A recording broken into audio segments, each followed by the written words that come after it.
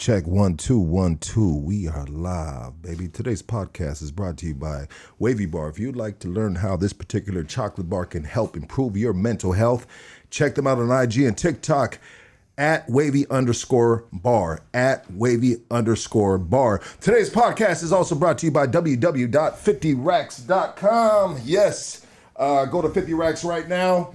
And we have these crew necks on sale. That is for you, baby boy. Man, good looking out, bro. Yeah, appreciate that. Absolutely. Okay. Well, 2022, baby. Matter of fact, let's do it like this, dog. Let's do it like this. On the, what would it be?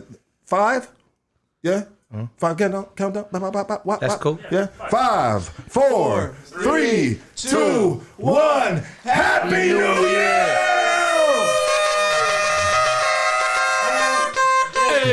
Hey, baby.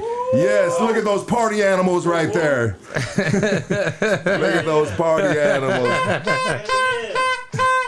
Yeah, baby. Yes. Getting the new year right. You know what's dope about what's dope about every new year is everybody, and it's entertaining and it's dope at the same time, but everybody's always got a New Year's resolution. Yep. You know, the fat people want to get skinny. Mm-hmm. You know, the broke motherfuckers want to get rich. Yep. And, so on and so forth. Yep. You know, and it all starts. You know what's crazy? Let me. I was looking at an old pair of boots I have today. And today I went to Red Wing because I needed to get some new work boots, dog. Good choice. Yeah. So I was looking at these old pair of boots that I have that I wore all this year, dog. And I said, damn, these boots are a reflection of the damage I did all year long. Now, what I need to do with these boots is I need to hit the reset button, take my ass to the store and buy a new pair of boots for the beginning of the year. So I was thinking about it, dog, and I was like, well, what if a woman's vagina or a dude's penis show the wear and tear from the year like a pair of work boots, dog? Okay. So what do you fucking press a reset button on the clit, or what are we doing? I'm just saying, you really have to navigate through the year, bro, properly. Like, you got to make sure you stay with the same dude. I mean, you can't just show up and be like, bam, you know what I mean? Like, whoa, that's an old pair of boots, bitch. Yeah, all of a sudden, right? Like, hey, ain't no way I'm putting them motherfuckers on. Baby, we went from sushi to pastrami, baby. What we doing? But I was just thinking that's just the way my mind works. Sometimes I put certain things into other things and I make them. Hey, it doesn't make no sense. Maybe I'm just a little burned out. I don't know, dog. But I'm just saying. Can you imagine if a penis or a vagina showed the war from the entire year, December, homie? I mean, January, dog. That shit is tip top. It smells like a peach, homie. Yeah. But by motherfucking December, homie. Well, the way I look at it is one wrong night and you get a bad wart, and all of a sudden it just shows you all the fucking wear and tear. You know what I'm saying? Went there, dog. I can't believe you just went there, dog. God damn it. I'm just saying, you know what I mean? They don't even take a whole year, big dog. You know what I mean? Genital warts. It's just, you know what I'm saying? It's one wrong night in New Orleans. You know what I'm saying? I thought that pussy was just ribbed for my pleasure, bro. You know what I mean? She tricked me, dog. You know what I mean? I hate when that happens. Today's podcast. Yes, today, baby. It feels good to be back, dog. Never count hood stocks out, baby. Never. All right, today's guest is an artist that ended his year very strong last year. If you like it or not, sometimes from the detriment of others, opportunity arises. You know what I mean? For the detriment of others, sometimes opportunity presents itself to other individuals. Does that make sense? Yeah, absolutely. Yeah, okay. It's the way our digital world spins these days, baby. It is what it is. Welcome to 2022. We are the future of technology and social media. This homie was already on our radar. Matter of fact, a week before the boy was going viral, freestyle go off the motherfucking charts. Man, I had people in Washington, D.C. I got a very close friend of mine. She's black, and she is she's a dyke. Wait, no. What is a nicer way to say it? A stud. Stud. She's is that the proper way? Stud, yeah. She's black and she's a stud, bro. Yeah. And she sent me in the text message. She said, "Lucky, trip on this fool right here." And she sent me the video of you spitting your shit, homie, that WACK 100 shit, dog. You know what I mean? Yeah. Yeah, real shit. I'm trying to find my place. I had to reach out to him about coming on the show after Okay, after going viral for the WACK 100 response he put out, I felt it was only right that we give him the first podcast of the year here on Hood Stocks, right? New studio, new guest, baby. Everybody give it up for the amazing HAZERD, baby. Let's go. Hey. Let's go. Thanks for having me, for real. I really appreciate it. You know what I mean? Absolutely, dog. And like I said, my boy, like you were already on a radar. Matter of fact, I mean, coincidentally, bro. Yeah. I mean, we had just reached out to you. We had just chopped it up. You had sent me a DM like, look, let's get it in. I'm between locations right now. We're getting something taken care of. But let's do it. And I said, absolutely. You know, it'd be my honor. You know, and it just it happened to work out that way that, you know, a week later that happened, you know. So it's kind of perfect timing, the way I look at it. Salute to you, my G. Yeah, absolutely. Happy New Year, brother. Absolutely. Happy Everybody New in Year. this room right here, the new studio, baby. The new studio, yes, sir. Yes, sir. We are back on. Hey, Salute. prosperity, success, good health. Take care of your motherfucking family, baby. That's all That's we it got. right there. Let's go. That's all that matters. Ooh. It's that Don Julio, baby. Yeah. Oh, that's smooth. I like that. That's really nice. That's the añejo, right? That's the añejo? Yeah. Yeah, that's real clean.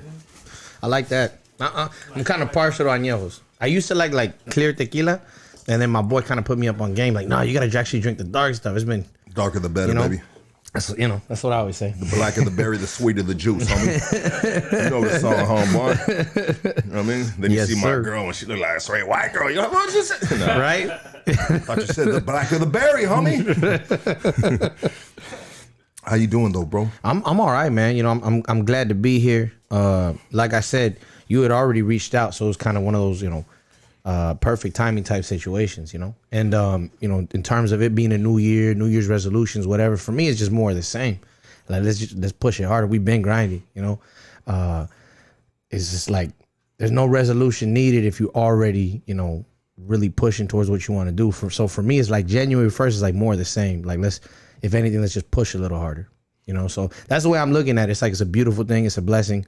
I'm just happy to be here. You know? I mean, you got an alley-oop from last year, bro. You know what I mean? Yeah, absolutely. And you're just continuing that drive, baby. Absolutely. You know what I mean? Pretty much. You already in motion. Yep. You know what I mean? The playing field is laid out, baby, and you just got to keep on carrying that ball to the end zone, doggy. That's really it. You know what I'm saying? Exactly that. So it's a blessing, man. Like I said, I'm just happy to be here. Yeah, to come from the background that we come from. You know, anytime that you're able to grab a W or whatever, you take so many L's through life. You know what I'm saying? Anytime you can celebrate your W's, you do that. That's the way. That's personally the way I look at it. You know what I mean? I'm really blessed and fortunate to be in the situation that I am. You know what I mean? Not fucking up. Not, you know, not in jail, prison, not dead. You know what I'm saying? Every day that I wake up with my freedom and my health, bro, it's a good day. You know what I'm saying? So that's the way I'm looking at it. You know what I'm saying? Absolutely. Couldn't agree with that more than how you said it, my G. You know what, bro? I was I mean, when the WACK 100 situation arose, I mean, you obviously were very passionate about it with your response, because your response was fucking absolutely, like, it was thorough, my G. Like, yeah. I mean, talk about perfect words, perfect time, homie. And on a perfect beat, let's be honest, right? Yeah, of course, man. You know, Dre's a legend. Yeah, you know what I mean? Like, bro, like, I mean, a lot of people, I don't know if a lot of people, I might be putting a lot of words in a lot of people's mouths, so let's not say that, dog. But sometimes people look for opportunities like this, bro. Mm-hmm.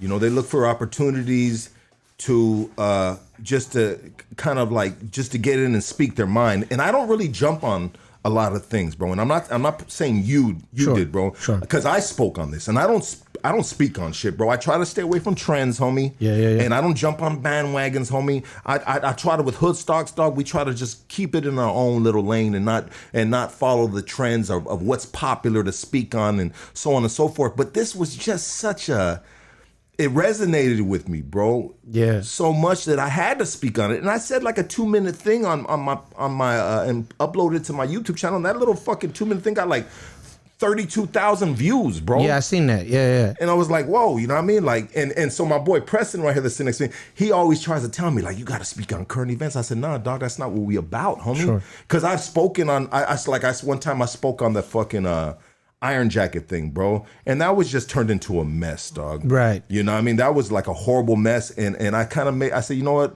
I don't need to be speaking on these things because we're losing sight of how we started. And it's creating a division amongst the people that support this platform, dog. Yeah, You know what I mean? And we got enough division amongst ourselves, dog. So maybe sometimes I need to bite my tongue on certain things and not speak on it. But being the fact that maybe this was kind of outside of the rhyme fly, homie. Yeah, you know what I mean? Maybe everybody was like, yeah, dog, fuck yeah, homie. You know what I mean? Sure. Yeah, we all feel it.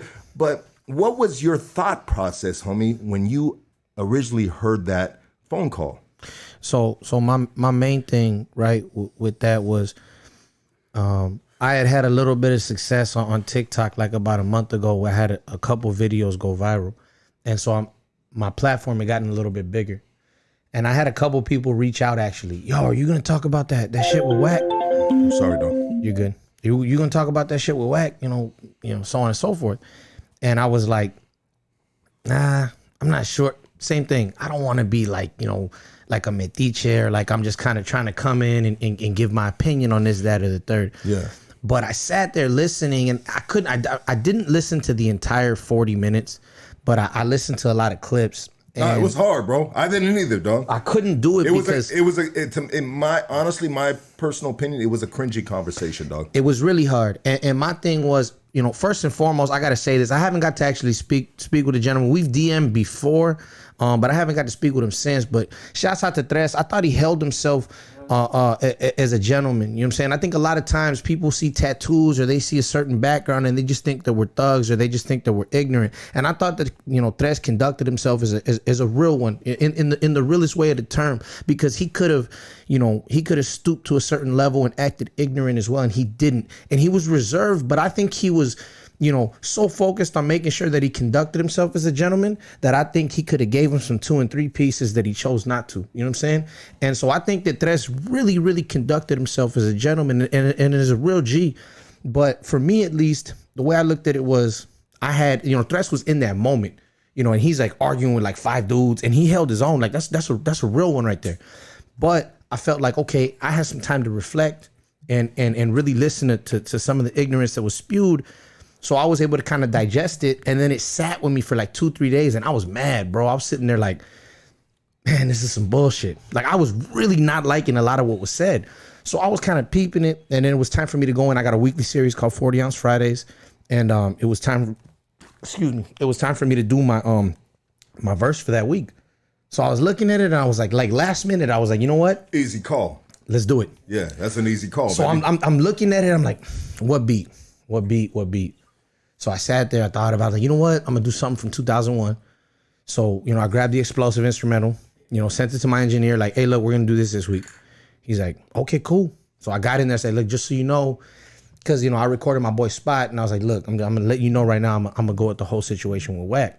He goes, do what you gotta do. I was like, all right, cool. So we got in there, and like, the way I work is like, I gotta be in this. I'm so busy with my day job, with whatever the case is, my grind. I gotta be in the studio to really like work on rap. So I'm in the studio, like mumbling to myself. I was kind of like I kind of knew what I wanted to say, but I wasn't completely sure like how I was gonna phrase it. So I sat there in the studio and like, probably like about 45 minutes, sat there for about 45 minutes with the beat, and I was like, all right, I'm ready, let's do this. And I laid it down. And the reason that I try to break it down the way I did, like everything was kind of thought out. I was on the spot, but I thought it out. Like, I ain't gonna get mad. I don't need to be, ignorant with my insults. I don't gotta try to act hard and aggressive. You can catch every single word that I have to fucking say. Cause I was actually that upset. I was so mad that I was quiet. You ever been so mad you don't got no reason to yell? You're like, no, you're gonna fucking hear me right now. That was flawless. And that was the way I felt. I was like, I'm really mad, so I'm not gonna get mad. Like, you know what I'm saying? And my main reason was because apart from the ignorance of like, feet smelling like corn chips, go start a papas and chile room, whatever the hell else you gotta say, that's racist stuff. So don't say that I said sureños or I said Southside or I said whatever you said that you had no business speaking on. Never mind that. When feet smelling like corn chips got said, you got quiet, homie. And Dr. Martin Luther King Jr. himself said, what I'm going to look at the end of the day is the silence of the people who are supposed to be supporting me. So when you got quiet and you allowed that comment to go and you didn't say, hold on, let's not be ignorant. Because I've been in rooms where something might get said about another group of people and I'm not letting it ride. No, homie, we're not doing that. You know what I'm saying? I've gotten into it with people that look like me because they've made ignorant comments, about a black person. I'm like, look, homie, right here, that color commentary ain't gonna cut it with me. You know what I'm saying?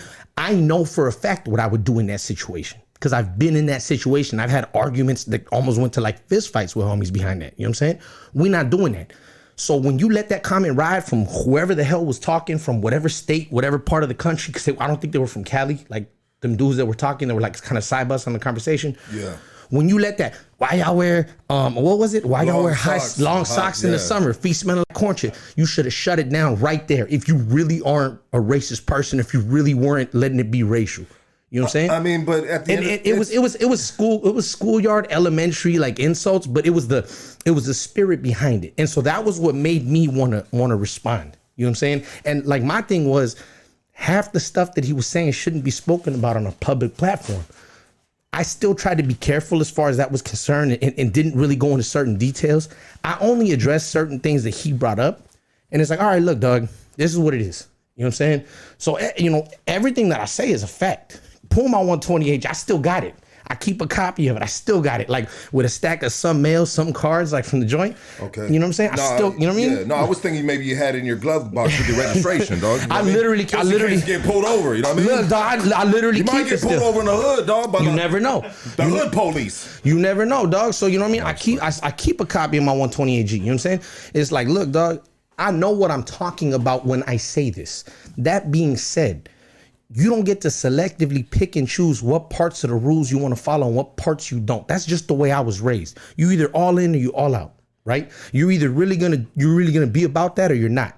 And the way I looked at it was, when you have somebody who's so ready to kind of fall back on politics, it's just politics, to be hateful or to be, exclusive, to exclude somebody from a conversation.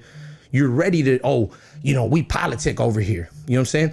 But when there's an opportunity for you that's beneficial to your, career or what have you, it's like, that person told, but they're technically a civilian. So technically get out of here with that, homie. Like, I don't have no conversation for you. It's cool. Like, do what you're going to do. But what you're not going to do is then take that and try to insult my people. And what I mean by people is, people of a Mexican descent, people of a Latino descent in general, because it doesn't matter if you're Mexican or if you're Salvadorian, if you're Hondureño, whatever the case is. If you got brown skin and you're in Southern California, a lot of times, right or wrong, you're going to get say, this Mexican person, right? Oh, you're Mexican. You'll hear a lot of people, no, I'm Salvi. Okay, whatever the case is, right? But you got brown skin in Southern California, you'll get lumped in. Same way if you got brown skin like in New York, you're Puerto Rican, you're Dominican, right? Spanish. Spanish. They use the word in New York. Spanish, my Spanish brothers. It's not even an insult. It's just kind of like a collective, like they out here or Mexican, literally Mexican. Doesn't matter what country your family's actually from. Everybody's Mexican. Everybody's Mexican out here, right? And so my thing is, when you're talking about feet smelling like corn chips, go start a papas in Chile, or whatever the comment was exactly, there's definitely a racial, not even undertone, overtone to those comments. So my thing was, those comments are disgusting. I'm going to address them. And then what it was too, shout out to my boy Bozo. I know you've had him on the platform. It's my G right there. I thought Bozo put a very good post up and had a very succinct way of, saying how he was feeling. My thing was, nobody had done it in the form of rap. If I'm really trying to put myself out there as a rapper, anytime I got an issue with something, I'm not going to make memes. I'm not going to make a post. This is just me. You can catch these fucking bars. Like, that's it. If this was what I'm really in it for, and I'm really trying to feed my family with this music, if I got an issue, you're going to hear about it in my music. You know what I'm saying? So that was the way I seen it. You can catch these bars. Absolutely. So that was the thought process behind it. And if the bars don't catch you, then, you know what I mean? You can possibly, find me at the motherfucking taco spot, homie. You know what I mean? I'm just saying, doggy. I'm just saying. So that was the reason that I put it on record. That was my thought process behind it. You know what I'm saying? It's like, if I'm really rapping, then catch these bars, homie. You know what? But honestly, bro, it's like this, dog. The way I move, bro. I mean, that phone conversation on all sides. I'm not saying on tres. I'm saying on the other individuals who were in that conversation, bro, that is the definition of a cell soldier. You know what I mean? You know, and if you guys don't know what a cell soldier is, it's basically somebody talking shit behind the bars. Yep. You know what I mean? And this day and era, bro, I mean, it plants the wrong message, the wrong seed with the kids. You know what I mean? This is not acceptable. Right. You know? But at times, sometimes, you know, we got to hear the truth. You know, and sometimes these cell soldiers will tell you how they really feel behind them bars. Yeah. The way I move is I'm not going to say nothing behind closed doors that I wouldn't say to the man's face. Yep. That's the way I like to move, bro. Yep. You know, now am I perfect on it? Probably not, bro. You know what I mean? But I try to be, bro. I really try to stand. None of us are perfect on everything, bro. No, of course. We're all, you know what I mean? We all have fault. We're imperfect human beings. And sometimes we slip up. But some slip ups are very big slip ups. But I understand, I'm going to play the devil's advocate, dog. You know what I mean? I understand where WACK 100 is coming from, bro. Because once upon a time ago, bro, you know, 90s, you know what I mean? Like, bro, the penitentiary, the LA County Jail was no motherfucking joke, bro. Sure. That was no joke, dog. Sure. And it sounds about right for certain individuals to really feel like that, dog. Right. You know? How am I going to sign you when if I blow you up, you know what I mean? And this is the aftermath of another conversation that he had. How am I going to sign a Mexican and I blow him up and next thing you know what, I have certain individuals coming trying to take what I worked on and what I built up, you know? What I would say to that is this. That wasn't the conversation, and I understand. In the beginning, it wasn't the conversation. Yeah, it wasn't. That was part two. Bro. That was part two. Yeah, that was part two. The initial conversation was him just telling a motherfucker how he really felt. And my thing is, that's why I said in the thing. You know what I'm saying? I ain't asking for a deal to put that to rest. Like you're like, what I was asking for was and I wasn't asking. I was demanding my people's respect. That's it. Can we go through can we go through the bars? Do you memorize them or do you have them written down? No, I memorize them. Yeah, I mean, I got What are we looking for? I don't know. Which part of it? I mean, I just like to dissect it. Can we go from start from the beginning and just really, you know what I mean? Just, yeah, we can do that. Can we do like a bar breakdown? Sure, why not? Yeah, let's do like a bar breakdown. Let me see. All right, so stop me when you want me to stop. Okay. It's I swear to God, I love this music thing, making it at least, but I hate when we're treating raps selectively like the streets. Pull my 120 AG, check my whole file. You gonna find I did 5 and kept it solid all the while. As a homie, walked the main line, took trips to the back, never as a victim. I was active like that. I said that to say I know what I be talking about. I ain't some loudmouth speaking out, reaching for clout. That shit on Clubhouse, WACK, worthy of your name. Speaking on things better left silent, a motherfucking shame. You talked a lot of shit. Jailhouse politics, we can start there. I'm gonna go and address the obvious. Behind walls were segregated. Okay, I'll acknowledge it, but there's years of problems, pimp. Try to use some common sense. You said you never sign a homie. You tripping. Where were jailhouse rules when you... You said you never sign a homie. You tripping. When did jailhouse rules affect legitimate business? If that's the case, I got another question, Foreman. Where were jailhouse rules when you interviewed an informant? You sat with 69 who told like 60 times, disrespect the Nipsey, I must be missing something, guy. I ain't demanding shit but my people's respect. I ain't asking for a contract, so put that to rest. If a deal was a breath and I was bursting at my chest, I'd choke to death before I signed to a Cash Money West. That's no disrespect. Too many royalty splits. I'm breaking off you, baby, Slim, Universal. Damn, that's a grip. And don't trip. It's no beef between you and me. I'm too busy pushing that. Brown and black, unity. So my thing with that was... He just wanted me to rap. You just wanted me to rap that shit up. Bro, that shit the hardest. You know what? I'll be. How many bars is that, dog? I don't even know. It's over 16. It's over 16. I think that's like 24 20, 24, somewhere in there. That's like 24 bars right somewhere there. in there. I mean, bro, that is the hardest 24 bars of 2021, and honestly, it's probably gonna be the hardest of 2022. It's gonna be really hard to top that right there, bro. Man, thank you, Big Doug. I mean, bro, my thing was I'm not asking for nothing, bro. I'm not. I understand where Thres's question came from and the spirit in which it was asked. You know what I'm saying? Thresh wasn't begging for nothing. That man don't gotta beg nobody for nothing. You know what I'm saying? My respects to that man. He was literally asking, because of maybe some comments of the tone that WACK had before that. So I understand where he was coming from. My thing was, I didn't want it to be like, oh, here comes this fool side busting. You know what I'm saying? Here he comes, and now he's got something to say himself, and oh, he just wants a deal. I would never sign to that, man. And it has nothing to do with anything that he actually said. The business just doesn't make sense.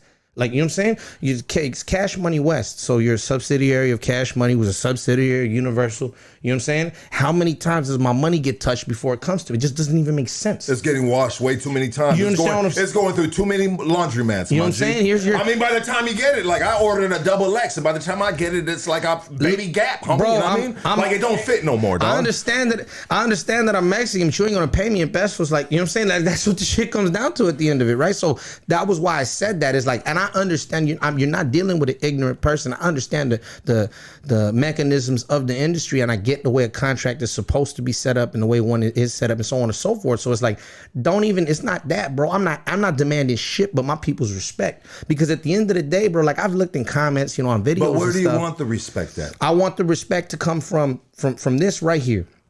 Because obviously we're not getting in rap music. You're talking Right. about the mechanisms of the industry, Sure. bro. And they're not opening the door, bro. No, not at all. Like I said, my boy, this is their plate, homie. Yeah. They got a steak. They got mashed potatoes. Yeah. They got some collard greens, and I'm not trying to sound racist, homie. No, I'm just saying what could possibly be on the plate, dog. Yeah. You know what I mean? And if this is the rap plate, homie, yeah. for a Mexican, homie, I mean, you'll be lucky to get a spoonful of mashed potatoes. I mean, the business isn't equal. The way we support them in LA, homie, yeah. when it comes to these big events, homie, yeah. what is the percentage out there in that crowd? Who bought your motherfucking tickets, dog? I dig it. And what I would say to that is to me it's a separate but related conversation. What I would say is, for a long time, bro, I'm gonna be honest with you, a lot of the stuff that was getting put out was sub quality. It wasn't of good quality. A lot of the beat selection, a lot of the rhymes, half the stuff wasn't on beat. I'm gonna just be real. You got people that are coming out like a Thresh. You got people like Bozo, that's been grinding. You got my boy L2R. You know what I'm saying? You got these young bucks that are coming up that look like us, but they sound a little different because they've been studying the culture for a minute. I understand that at a certain point, you had people from certain neighborhoods and they were just trying to make a way for themselves. And the only way that they knew how was like, all right, look, I got this money. I can flip it over here. I can buy some studio time. We're going to press up these CDs. We're going to send them at the swap meet. I respect that. I respect the hustle. You know what I'm saying? But I think that a lot of times, a lot of the music was subpar, like in quality. You can't go back. There's a ton of albums that got put out in the 90s. You cannot go back and listen to them with a straight face and be like, dog, this was the shit back then. Like, yeah, like you listen to a lot of these albums, you be like, damn, that shit sounds dated, bro. No. Whereas you listen to like a Illmatic that was done in 91 and you're like, still classic. You know what I'm saying? You listen to the first Chronic.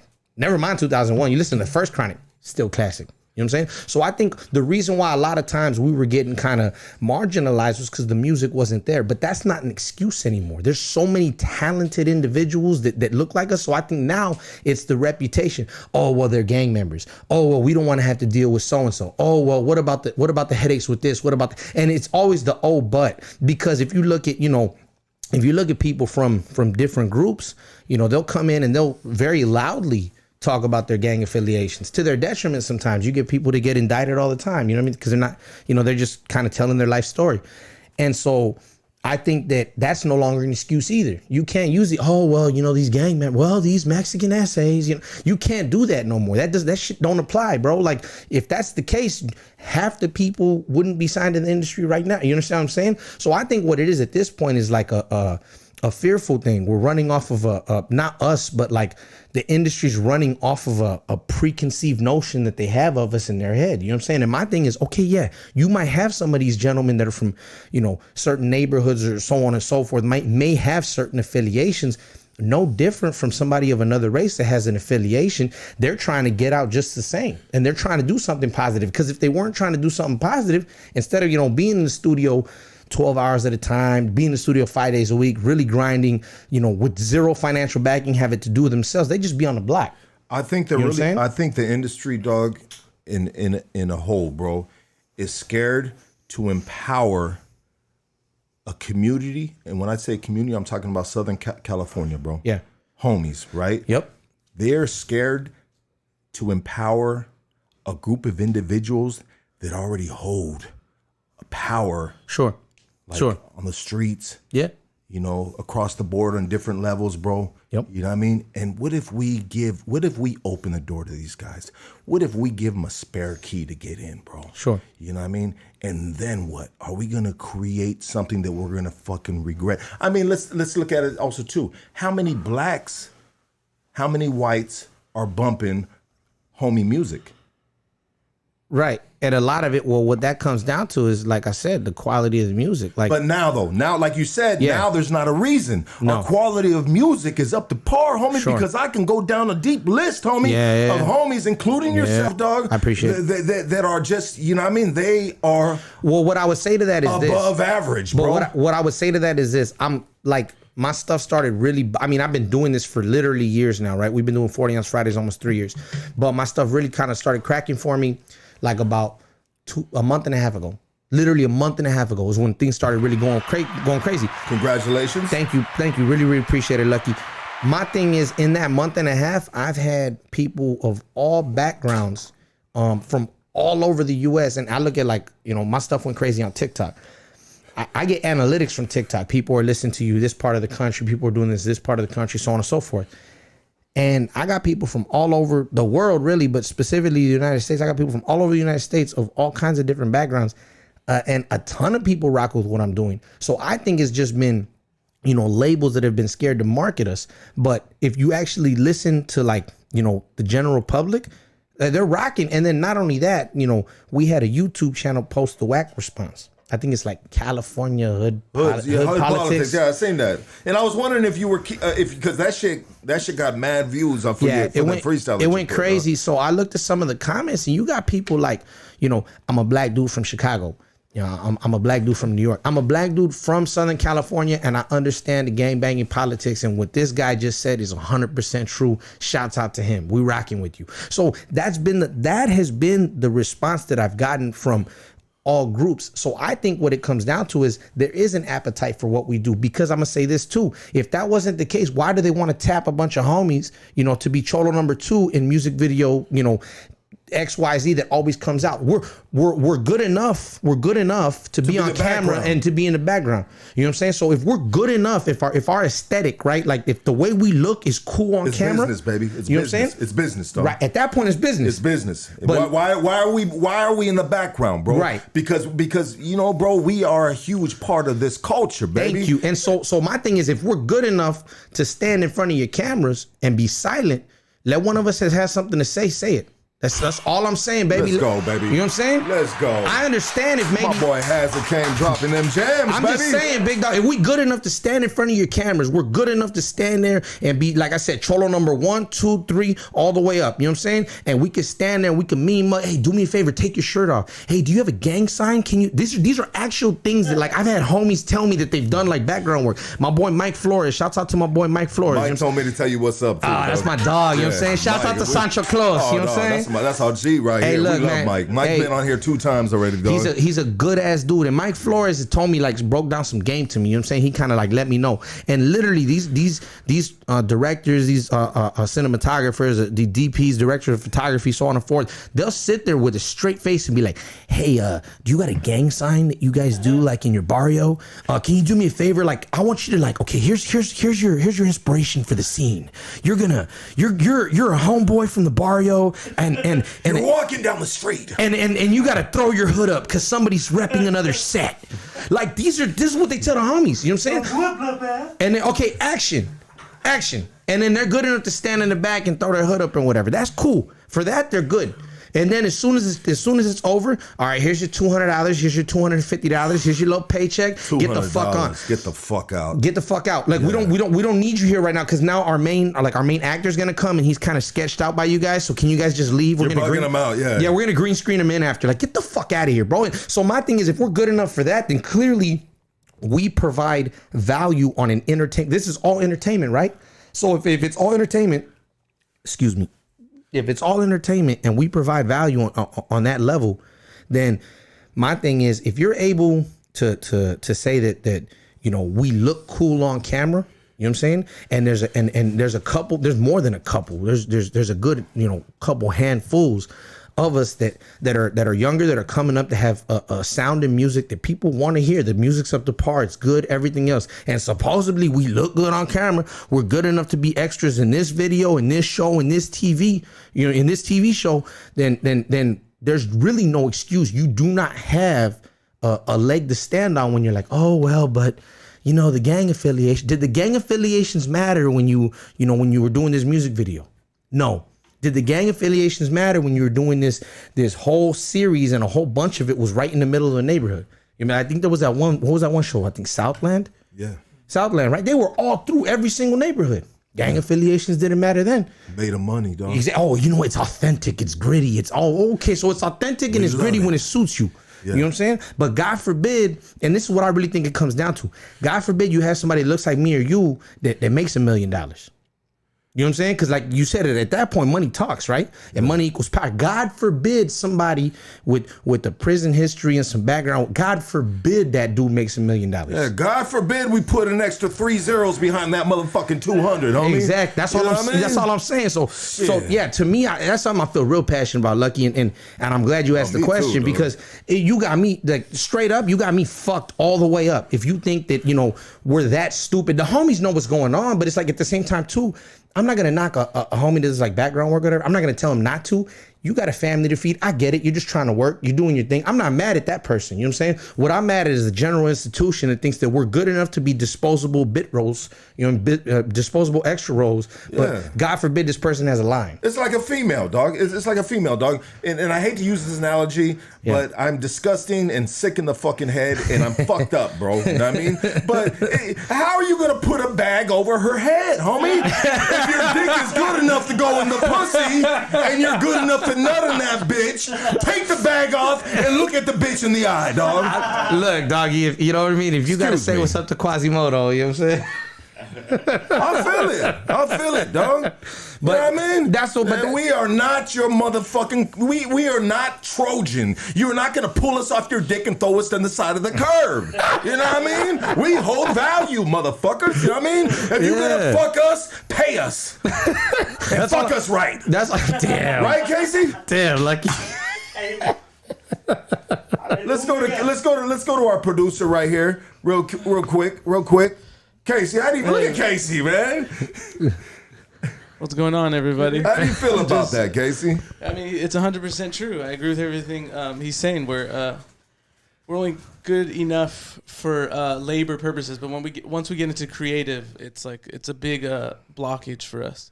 And so let me tell you about Casey, bro. Casey works in the movie industry, bro. And Casey came to me over a year ago, and he said, "Lucky, I love what you're doing. You know what I mean? I work in the movie industry, and there is a ceiling on what I do, for the brown man. Yeah.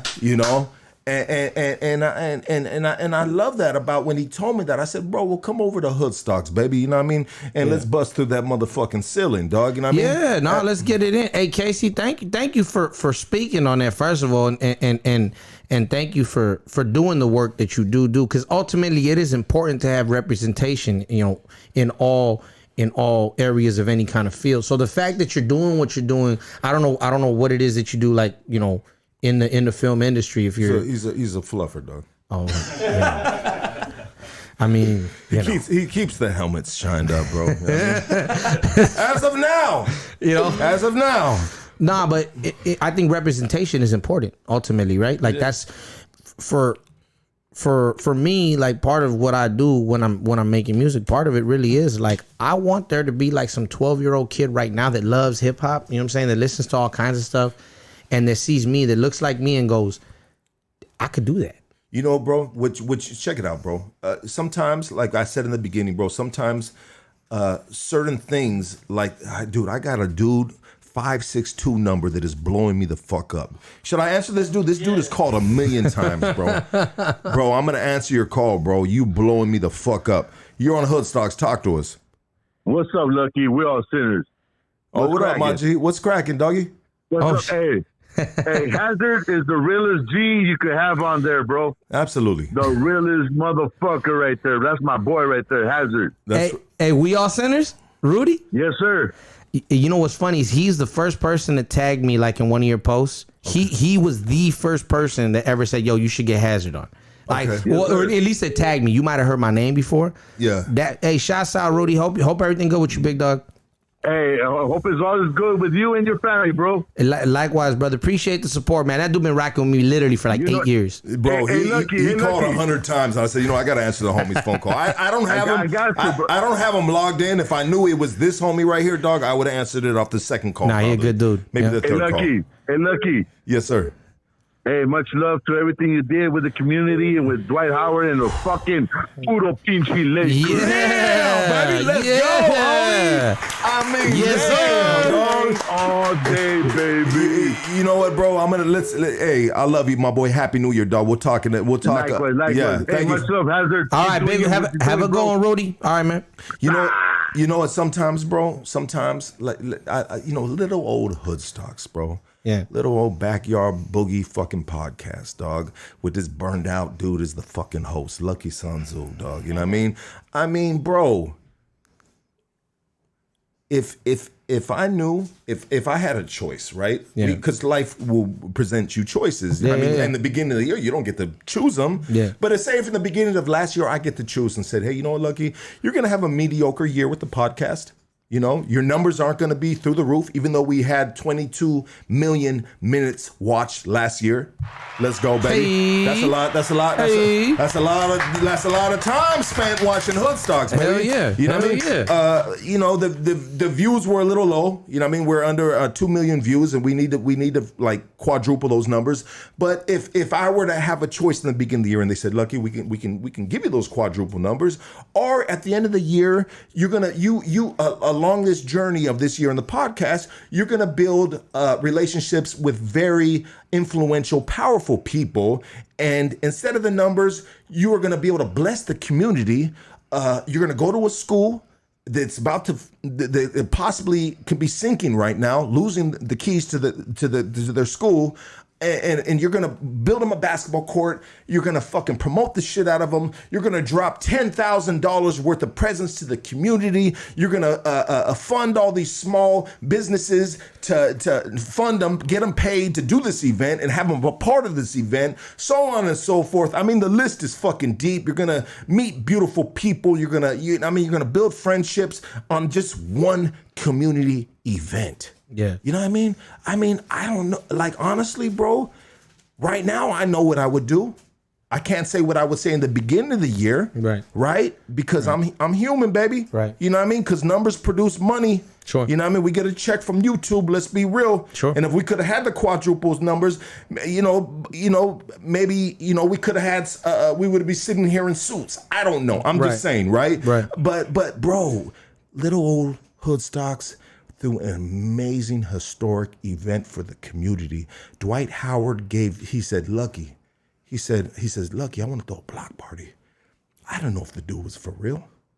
I had him on my pod. I said, hey, let's get it cracking, G. Yeah. He even tried to pull up to my crib a couple days after the podcast I did with him. He tried to pull up to my crib, but he was late. Yeah. And you know what I mean? I'll be real. I was like, Dwight, I gotta get up at 4 a.m. to go to work. I just put my kids to sleep. I'm laying in bed, bro. We're gonna have to do this another time. Sure. But that's just me being a real dude and saying, absolutely. Hey, bro, I don't live the life that you live. Right now, I'm fucking about to go memes, my G. As much as I like to have fucking, we gotta punch the clock. Yeah, I get it. As much as I like to have the future Hall of Famer pull up to the crib, dog, and chop business, dog. Yeah. We're gonna have to do this another time. Sure. Luckily, he understood that. Sure. Because some dudes would just be like, nah, dog, you just missed your opportunity to fuck with me on some shit I'm trying to do. No, dog. He came back to me and he was real about it. He said, I want to do this for you. I said, well, let's do it. He goes, look, you choose where you want to do it. I said, I want to take it back to my hood, baby. Sure. I want to take it back to a place where I shitted all over that motherfucker, dog. Right. I was running around butt naked, homie. I was that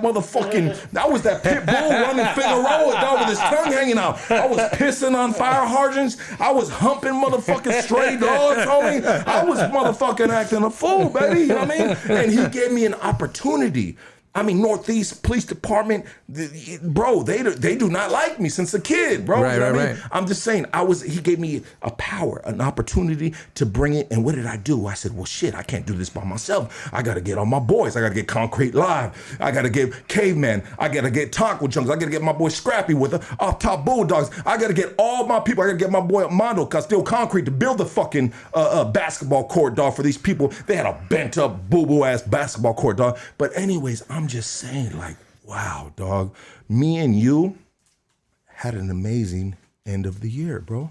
Not completely, and I think We went out with a bang. Nah, man, and honestly, my respects, bro, because I'm just getting going with building a name, and I really try hard, to be as charitable as I can, and that's a goal, if I had a resolution, or if I had something that in mind that I would like to do for 2022, is really just to be able to take any kind of notoriety that I might get, you know what I'm saying, and really flip that into contributions to the community. What you did was beautiful, big dog. Like, my respects in all seriousness. That was ill, doggy. Like, you got the applause button. Hit one for yourself, bro. For real. Nah, real talk, man. That's the whole Hood Dogs crew. That's Preston. Yeah, absolutely. That's K9. That's Casey. That's Tori. That's all the homies that ain't here too. That's the homie Oscar, dog. You know what I mean? Who else am I missing, dog? You know what I mean? Roulette Printing. My cousin Dope One, dog. Ed Cal 1. Who? Ed Cal 1. Ed Cal 1, baby. I mean, Yeah. bro, it was just like, it was such an amazing experience, dog. And then my kids come, my little white girls, dog, and they see me on stage. Woo, woo, woo. And then I had an opportunity before we did that, bro. I was able to talk to the school, dog, and tell the school my story. And honestly, bro, I dreamed about one day hopefully getting to a certain position in life where I can share a success story, dog. Sure. Because, bro, I was counted out. I talked to my pops yesterday, and he said, "Hey," he said, "everybody counted you out. You were just like, you were on the side of the curb next to the trash cans, bro. You were." He said straight up. He goes, "Hey," there was only one person that believed in you, and my pops told me this yesterday. He goes, and this is me. He just starting to talk with each other again right now. He said there was only one person that believed in you, and that was yourself, because we all lost hope. Yeah, and you know what? That's what he told me yesterday. And that's so ill. I'm gonna tell you why. To anybody listening to this right now that might not have their shit together, what Lucky said is really important. What I always try to tell everybody is this: sometimes your decisions might not make sense to you, to the people around you, or they might think that you're fucking up or whatever. What I would say is this: nobody's perfect. This is what I try to do with any decision I make, and this goes out to anybody watching this that their families think they're the black sheep. As long as you could look yourself in the mirror at the end of whatever you decide to do, as long as you as a man can stand on your own too, and you can look yourself in the mirror for whatever decision that you made, you're doing okay. It might not be pretty sometimes. It can get ugly, but if you can look yourself in the mirror, then you haven't lost yourself. When you have a hard time looking, literally, I'm talking about physically looking at your reflection. When you can't do that, you're turning away. You're fucking up. If you can look yourself in the mirror at the end of every day, for regardless of whatever decision you might have made, nobody's perfect. You might have had a bad moment. Don't let that make you a bad person necessarily. What I would say is that if you could look yourself in the mirror at the end of every day, you know what I'm saying? The fact that you were able to really believe in yourself that long and kind of come out the other side of whatever, mistakes you may have made, or, less than desirable choices. The fact that you came out and you're fucking building basketball courts for kids, bro. Like, are you kidding me, doggy? So absolutely. Like, at the end of it, that's dope. You know what I'm saying? That's the definition of like a success story right there. Bro, I was at a point where I couldn't look at myself in the mirror. Sure. I looked in the mirror and I was just like, nah. Yeah. Like, you ain't the one. That ain't the one. That's who I am. You know what I mean? Yeah. And so you can rise up and overcome that. And, my journey is still going. All of our journeys are still going. Absolutely. You know what I mean? Every day. Every day we are striving to better ourselves. We're striving for greatness. And if you're not striving for greatness, then you need to take a step back and reevaluate your life and set a plan. Like, you know what?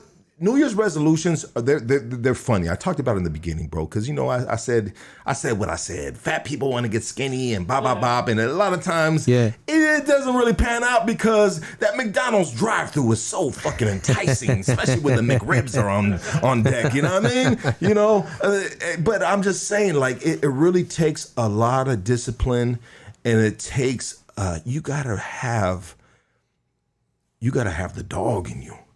You Yeah. know what I mean? You gotta have the dog in you. You know what I mean? And I've always had the dog in me. You know what I mean? And we gonna keep it pushing, baby. It's not gonna be about me right now. We're gonna continue talking about you because, bro, yeah, we can talk all day long about the WACK 100 freestyle. Yeah. But let's talk about what got us to the WACK 100 freestyle. All right. Okay, cool. You know what I mean? Yeah. You know, like you have, I mean, it looks like you got prison tattoos on your arms, bro. I got a couple of them. You got a couple of them. I got a couple of them, I mean, yeah. I can tell by the ink. The ink is very light. It's light and it's green, baby. You know what I mean? Yeah, you know what I mean? You know, that's that homemade ink right there, Yeah, dog. you know what I mean? You got to burn it to get it right. You know, You got to burn it to get it burn right. burn some baby oil in a soda can. I don't know the process. I'm just saying, you know. Yeah, you gotta fucking burn the fucking. You gotta get the tuna can. You gotta make a motherfucking wick. You gotta fill that shit up with baby oil. You gotta light that bitch on fire, and then you put a paper bag. And the paper bags you get from tienda. You know what I mean? When you get your store, Bro. and then you put some wet fucking towels around it, and it burns soot into that. You know what I mean? It burns soot in that, and then you scrape the soot off, and you mix it with a little fucking Shampoo. and and you know what I mean? You might, you know what I mean, spit a little bit of motherfucking, you know, saliva on that bitch. But I'm just saying, you know, right? You know, let's talk about it, Bro, dog. I got a funny story. We look, my boy, shouts out my boy Junior. He's from Northeast LA. That was my celly for a minute, and we were locked down together for some we were locked down for like a year, and so he drew all over me. And this dude, I remember we were burning ink one time, and the paper bag caught on fire. Like the wick was a little too strong, if you will, you know what I'm saying? And the flame jumped and the paper bag caught on fire. So we're sitting, I'll never forget it. We were sitting there watching ESPN, right? We're just kicking it.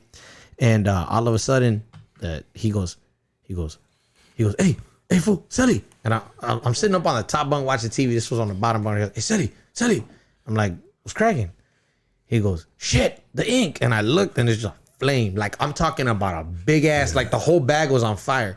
So he jumps up and he goes to the ink and he starts stepping on it. I was on the top bunk, so I jumped up, went over like by my cabinet. I'm holding onto the bunk and I got my towel and I'm like trying to wave the smoke away from the fucking, because we had a little like a fire detector with a sprinkler in the cell. Yeah. So I'm like trying to wave the fucking smoke away from the damn sprinkler. I was sitting there like and I'm like shaking it. I'm like, you got it? This dude stomped it out real quick. But he had no hair on his legs. Like, he burned all the hair. He burned all the hair off his legs, man. He was sitting there looking like that prison Brazilian wax. straight up, dog. He had the smooth legs for like a solid 2 weeks. He's like, hey, dog, I don't got no hair on my legs right now. What you know? They all burned off. You know what I'm saying? You're like, you looking sexy, homie. I'll never forget that shit. It's funny. Every time anybody talks about like homemade ink or whatever, I was thinking that story. Shout out to my boy Junior, man. Shout out to Junior, dog. Yeah. You know, so let's talk about, bro. Let's talk about your journey, bro. I mean, growing up, I mean, what part of town did you grow up in, bro? Yeah, so originally I was actually born, like my whole family's kind of from the East LA area. I was born in Montebello. I was born in Beverly Hospital. And when I was like 4 or 5 years old, we moved out to the Inland Empire. So I grew up in Ontario. You know what I mean? I got a lot of family there. They're like from East LA. And I would come out, visit them, you know what I mean? Kick it with them, whatever the case was. But I grew up in Ontario. You know, that's kind of like where I made my bones. That's where I did my dumb shit. You know what I'm saying? So I grew up in the Inland Empire, you know what I'm saying? Right there in Ontario and you know, went to like every school in the area and got kicked out of it basically. You know what I'm saying? Got 2-3 different middle schools, like 4 or 5 different high schools. For whatever reason, I was a stubborn dude. So, excuse me one second.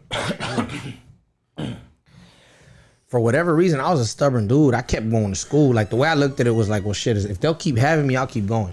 Yeah. You know what I'm saying? So, like, they would kick me out, but they'd send me to a different school, I'll go. You know, if they'll send me this alternative school, I'll go to this school. They'll send me to another high school, I'll go. So, because the way I looked at it was, there ain't shit to do during the day anyways. Like, I had a homie who loved to ditch. Yeah. Hey, fool, let's ditch. All right, let's go. So I ditched school one day, and I'm like, where are we going? Oh, well, let's try to go over here. All right, so we go to the homie's pad. Homie's at school. You know, he goes, let me knock on his window. Oh, shit, he went to school today. You know, all right, let's go over here. And, like, everywhere we tried to go, like, you know, I remember one spot, we seen some cops, and they started walking up to us. Like, it's 11 a.m. on a Wednesday. What are you doing here? You know what I'm saying? So we broke out. We ended up back. I'll never forget this. This is the last time like I ditched school for like no reason. We ended up back at school, dog. It was like 1:30 and like we're like trying to like sneak back into camp. Like, this is the dumbest shit I ever, you know what I'm saying? So for me, like, I would always go to school because my thing was like, well, shit, you guys got nothing else going on during the day. You can't really go like, if you go like on the block with the homies, like everybody else is fucked up. Like, this homie's he went to juvenile hall, okay, or well, this homie's at school, he's at continuation, or this homie's over here, whatever, you know what I'm saying? Yeah. So it was like, for me, I still going to school. That's the way I looked at it. I was like, well, ain't shit to do during the day anyways. Like, the freaks come out at night, you know what I'm saying? So, I ran around, like I said, in Ontario, just being stupid, bro. And, stood on probation like as a juvenile. My one rule was if the homies pulled up and they were in a stolen car, I wouldn't get in. Like, that was my one thing. It was like, hey, fool, we're gonna go over here. Whose car is this? Yeah. That was my one question on whose car is this? Oh, it's my jefitas. All right, let's roll. You know what I'm saying? And then, we'd gotten pulled over in the homies, mom's car before. Mom comes to pick us all up. You know what I mean? She's smacking the shit out of him. She's yelling at us, but drive us home. No big deal, right? No big, you know what I mean? No really big deal. Everything was cool. But, a couple of times, like, hey, I'm G-riding right now. I'm cool, dog. Go ahead. You know what I'm saying? Then you go walk around the block the next day and then, this fool got caught with a G-ride. So I stood out of juvenile hall for the most part. I was like always in fights. So to stay on, probation here. I got a ticket here. I'm going to court, you know what I'm saying? All the time. From the time I was like 13 to the time I was 18. When I was 18, we started taking penitentiary chances. Really, like, I wasn't, I didn't have the patience, bro, to sit there and like sell drugs to somebody. That wasn't I was like, we gotta sit here all day and do this. Are you kidding me right now? Like, I hated it. I didn't like, drugs was never my vice. It was fast money. So for me, at least, like, I would sit there on, in the spot and the homies would be getting high or they're doing whatever they're doing. And somebody come through, serve them up real quick. And I'm like, this is what you fools do all day? They're playing Xbox or they're playing PlayStation and, high out their minds, you know what I'm saying? Whatever the case is, or the people coming in are high out there. I didn't like associating with, like, it was like, my thing was I'm the worst drug dealer ever because I hate my clients. Like, you know what I'm saying? I can't stand my clientele. Like, I'm like, yo, bro, really? Like, so I had a real short fuse as a younger person. So like, I had no patience, you know what I'm saying? So my thing was like, I asked one of the homies one time, I see this fool coming through in the brand. I'm like, what are you doing, bro? Take me with you. What you got going on? You know what I mean? He's a stick-up kid. Oh, okay, really? Let's see if you got the balls for this. You know what I'm saying? So he took me somewhere. We did something. He goes, all right, let's go. You with me now. So, I started basically doing shit like that. You know what I'm saying? We were hitting licks. That was our thing. And my thing was like, the way I looked at it was, as far as, when it came to doing shit like that, my thing was like, if it comes down to hitting a lick and if shit goes south and if I got to do what I got to do, I already know what comes with it. I know what I signed up for. It is what it is. If I'm, and I guess being a D-boy is the same thing, but if I'm just doing my thing, trying to make a living, and then some idiot gets popped with a 20 and wants to give my name up, bro, I'm gonna want to kiss. You know what I'm saying? I'm gonna catch a real case. You know what I'm saying? You gave my name up for a 20. So the way I looked at it was like, with what we were doing, the risk was higher, but I didn't have nobody that, like, if I get caught and you got a victim or what have you that, gives a statement, oh, well, that's on me. That's the risk that I took. You understand what I'm saying? If I get caught and somebody tells or whatever, well, that's part of the game. The way I looked at it though is if I get caught because some fool couldn't take a 20 sack, you know what I'm saying? He got popped with it. Oh, I'll tell you where I got it from. You know what I'm saying? I'm going to prison for a long time once I come back. You know what I'm saying? So that was where I looked at it. So, like I said, I was a stick-up kid, bro. That was what we did. And for me at least, it was like, I used to try to use the excuse like, and this is something you could probably relate to because I see you're on your grind, got your union job and whatnot. It's funny because now I take extra pride in working hard, right? In like having a day job and working hard. There was a time where I used to like, if I shake a girl's hand, she'd be like, oh my God, your hands are so soft. And I used to tell her I never worked a day in my life. Like, I took pride in that. You understand what I'm saying? Like, my thing was like, well, hell yeah, I never worked a day in my life. Like, I literally thought that was some cool shit to say. You understand what I'm saying? I mean, it sounds smooth as fuck, dog. I mean, like my hands are smooth, but my dick is fucked up. You know what I mean? But Got athlete's dick. you know what I'm saying? So it was funny because I literally like I would shake a girl's hand and it happened all the time.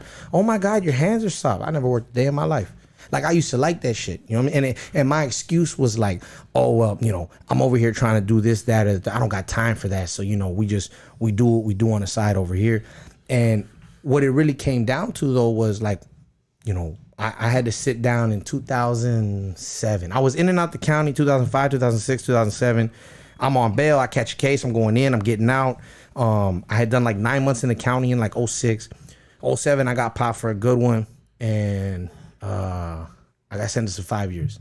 I had a co-defendant tell on me like straight, he did this and he did that and he did this and he extra told. He told on himself. He told on me. They had extra evidence because of what he said. You know what I'm saying? And like extra, like he went like above and beyond telling. Like Yeah, like he started making shit up that didn't even happen. here's the crazy part. He literally like I'll never forget like because he got his cut of the lick or whatever. And this fool actually was like, and I think I have some money in my car, but I didn't accept it. Mr. Sanchez just put it there. Like he told him where the money was. Like and I was like, you mother. They didn't have the cash from the lick until he opened his mouth. Wow. Had he just sat there like I need a lawyer. Because that's what I was doing. You know, like, if you either you're gonna take me to West Valley, give me my green mat, or bring a lawyer in, whatever the case is, I got nothing to say to you. And I remember the cop was like, "Your green mat." I'm like, "Yeah, I've been locked up before. You go to West Valley, you know what I mean? And they're gonna give me like a little green mattress. Give me my green mattress and let me go to sleep. I'm tired." Let me get my fish kit. You know what I'm saying? Yeah. Exactly. I'm like, you know, give me my 2 envelopes, my bar soap, my orange razor. You know what I'm saying? Like straight up, right? And so it was like he knew I wasn't gonna talk to him. I'll never forget this fool. They cuffed me, right? They're like, all right, we're going to walk out right now. You're not allowed to say nothing. I was like, I'm not allowed to say nothing. I walked out and this fool sitting there talking to the detective. Like I seen him and I was like, damn, can I make it over there? So I kind of tried to, right? Like I was like, let me get my issue now. This is probably the closest I'm going to get to him again. You know what I'm saying? So I started going that way and the detective yanked my ass. He grabbed me like, I told you. You know what I mean? He grabbed me, he drugged me. You know what I'm saying? And so like old boy kind of got scared. He started to look back, but they threw me out the room. You know what I mean? But like, you know, that was in 07. I sat down in 07 and like I said, I got 5 with 85. The DA hated my ass. I'll put it to you this way. I got 5 with 85%, but I was in the county fighting it for 12 months. And usually if you're in the county fighting for 12, like if you're in the county, usually they'll give you like county time credit. So like 12 months is, you know, in San Bernardino County is 2/3. So generally speaking, people would get for 12 months, they would get 18 months credit, right? Time served. Yeah. They gave me 12 months at 85%. Like, the DA hated mine. Yeah, so they said you ain't getting no time credited. You know no. What I mean? So the time you've been down is a part of your sentence, motherfucker. Exactly. That's it. You ain't getting no 18 months. You getting 12 months. You know, I think it was like 13 credit, right? And then so I go upstate, and then you know what it is. Like I had, you know, like I said, I had 5 with 85. It was like supposed to be like 4 years and 8-9 months, but that shit, you know, I lost that shit in reception. You know what I'm saying? So. You know, I sat for 5, and during the 5, I spent so much time on lockdown, bro. Like they moved me here, moved me there. What things would happen, the yard go down. I spent like, of the 5, I'll keep it G. I probably spent like 3 of it on lockdown. You know what I'm saying? And then, you know, I had a couple ad segs. You know what I'm saying? You know, I never got to the actual shoe, but I was, you know, I got a shoe term, or I beat a shoe term one time because like they took a while to file the paperwork or whatever the case was. So, but I was back there for like a month and a half, 2 months. Another time I had like a month and a half, 2 months, whatever the case was. So I ended up doing pretty much my whole 5. You know, so I came home in 2012, but you're sitting there on lockdown. I know you've done it. You got nothing but time to think. You know what I'm saying? So I started doing the math. Like I spent 5 years locked down. The case that I got caught for was worth this amount of money. I could have made that shit in 1 year at McDonald's. You know what I'm saying? And it was when I had that time to just have that perspective, it was like, fucking never again. Like, it doesn't even make sense because I don't care what you're doing. If you really look at like a lick, if you look at a job that you're doing, the most you're going to make is some thousands of dollars. However, off the top, you're already looking at 3 to 5. You can literally work at McDonald's and fry somebody's french fries and go home every night smelling like fucking peanut oil. And you will make back what you try to take on that lick. You know what I'm saying? In a year, 6 months sometimes. Simple math. People are literally sitting there ready to throw their lives away. And I get it. Like I did it myself, so I ain't knocking nobody. But the next time you got a homie that tells you, hey, dog, look, I got this whoop. It's a quick 5 Gs. First of all, that 5's more like 2 if you're lucky. Second of all, you have to split it with your boy. By the time that's done and everything else, you're looking at 1,000. You can literally make $1,000 working at fucking Burger King or McDonald's or whatever the case is in a month and a half. Max. Like that's all. If that's all you're doing all day, you could do that in 2 checks, 3 checks, right? You know, I don't know, what's the minimum wage now? 14. You can literally do that in a month and a half. Now, I understand, like, you need it right then and you're desperate. I understand it. I promise you, if you have a place to sleep that night, if you have, you know, a roof over your head, if you got food in your gut, your situation is not that dire. It's straight up is not. A lot of people will get desperate in that moment. I understand it. I've been there. You know what I'm saying? But when you really break it down, you can make that money frying fucking French fries at McDonald's, bro. You know what I'm saying? And that was my mind switch somewhere around like 2010, sitting on lockdown, doing the math, literally on, you know what I mean? A little short pencil and a piece of paper. You know what I mean? Sitting there like, it's fuck. Absolutely, dog. It's simple math, but when it comes to the lifestyle, when it comes to dudes that are knees deep in the gang culture, yep. You know what I mean? You're not going to be flipping no burgers tweak the fuck out, dog. Nah, you not know at what all. I mean? Not at all. You know, you're gonna be doing something different. But I get it. You had the mind state to compute, do the calculations, do the simple math. Yep. Didn't need a calculator. You know, you're gonna do this old school. You can pull out a piece of paper and we're gonna, you know, add what 1 + 2 equals or subtraction, whatever. But I'm just saying though, yeah, absolutely. You know, that is a level of a thought process in the game. But there also is a whole lot of other levels where people know how no way are even thinking about that shit. But from somebody that's calculated to a sense and that still doesn't have certain ties. I mean, you know, and I'm not trying to like put you out on blast or anything like that. No, but do you have certain ties to the streets? Yeah, exactly. Yeah. So when you do, yes. And when you do have certain ties, it's like, there's going to be situations where I understand, like, you know, if somebody tells you, you know, that this movement's going to be made, or you got to do this, that, or the third, I get it. You know what I'm saying? You deal with it all the time. I was in the joint, like, really close to home. I'm not trying to throw you a curveball, You good, bro. Yeah. I was in the joint. I'll put it to you this way. I was in the joint close to home. I'm like a year and a half to home. And the homie hits me up like, look, X, Y, and Z happened, so A, B, and C needs to happen. You know, but it needs to happen, and when you go back there, I need this message relayed. I can't trust anybody but you to do it. And I'm looking at this dude. I got a year and a half to the pad and I got 2 strikes. And I'm like, fuck. You know what I'm saying? Yeah. And I looked at him and I was like, this is what we signed up for, right? So, and I'll never forget it. We were in the bag after that. And I'm with my boy. You handle your shit. I'm with my boy Swiggy. And I'll never forget, because at that point I'm like a workout warrior. Like, you know, now I'll be on the weights. At the time, I could do burpees with the best of them.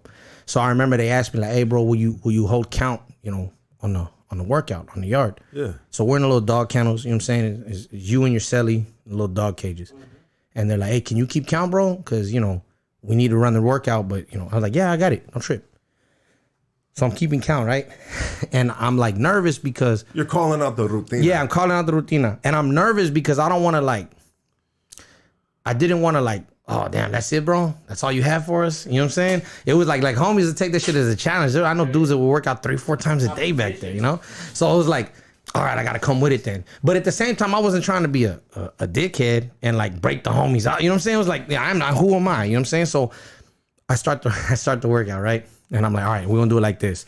And I'll never forget, I was like pyramiding sets, right? So like we'll do 5 sets of this, then 4 sets, then 3 sets, and 2 sets, like that. You know what I'm saying? Yeah. 10, you know, we'll start 13 sets and work our way down, or go from 1 all the way up, right?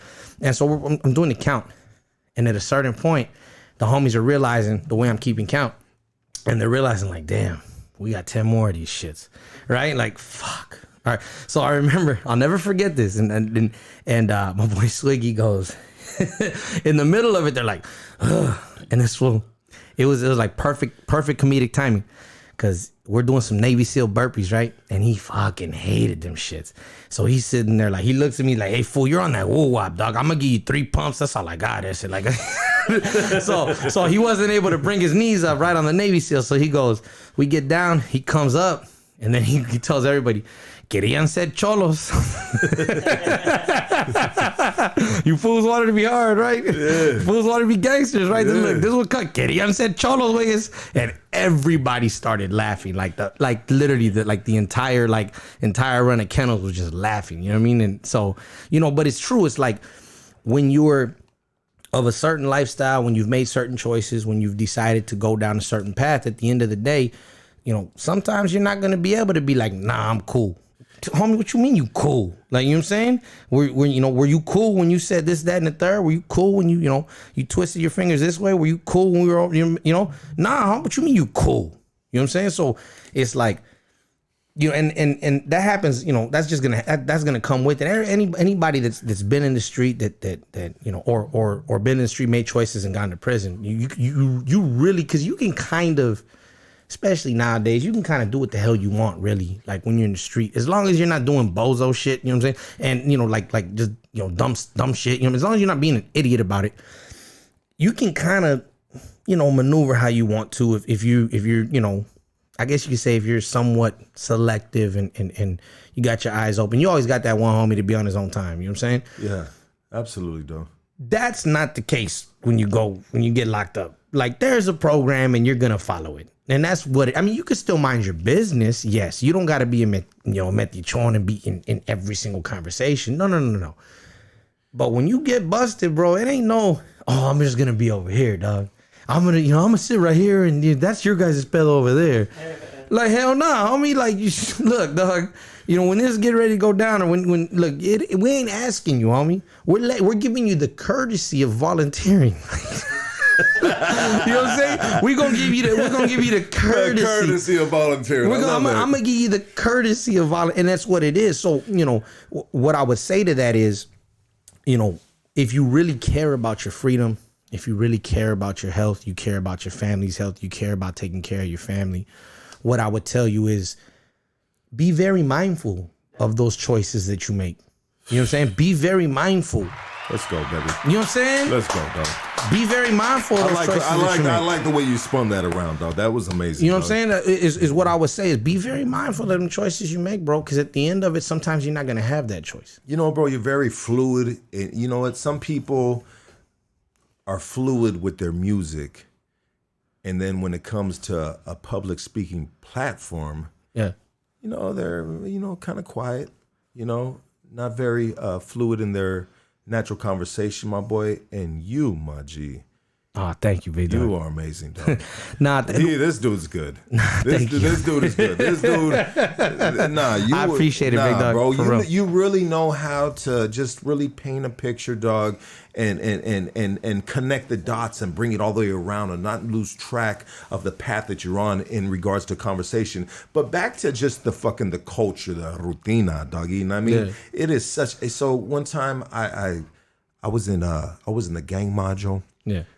I go to the Chino State Prison for a parole violation. Yeah. I was the only one in the gang module, 3,400 row, able row. You know what I mean? 6-man cells back then and shit, dog. Yeah.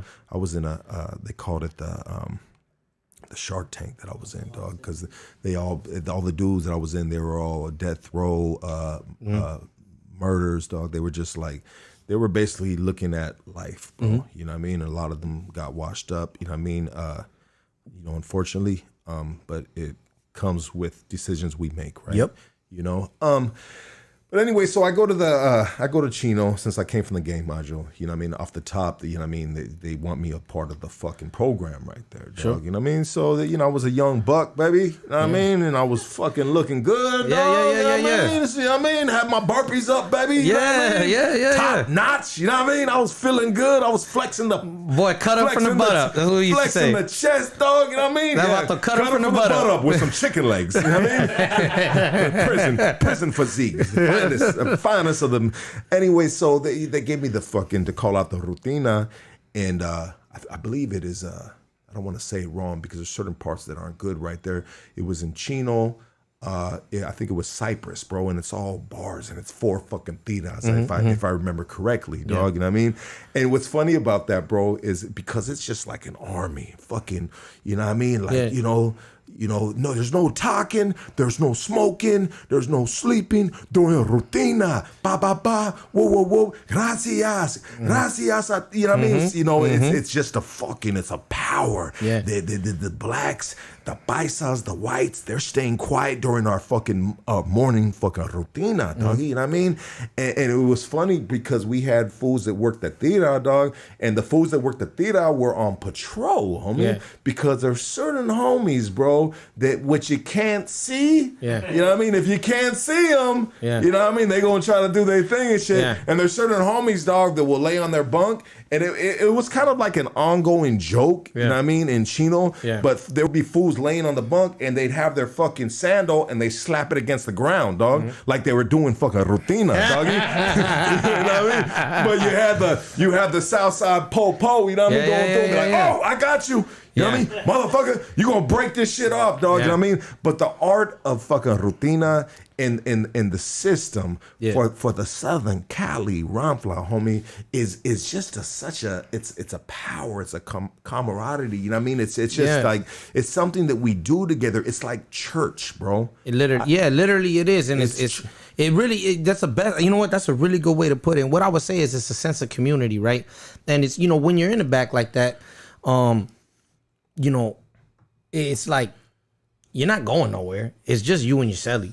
You know what I'm saying? But it'd be like you be the most tuned up and you be the most on point. You know what I'm saying? Like, and it's like you might maybe have an issue. A CO might be dirty. You might try to crack a door, and that's what you live for. You make sure that if that door gets cracked, you're ready. You know what I'm saying? Yeah. So it's like, but when it really comes down to it, it's like, when it came to that, man, it was like, if you've never experienced that, if you've never seen that, and you've never seen like homies count off like that, it'll give you chills. Like it'll literally, you're like, oh, I'm in the shit right now. Like I remember the first time, like I stood in a rutina like that, and we were getting, we're busting down. I'm like, oh, this is prison.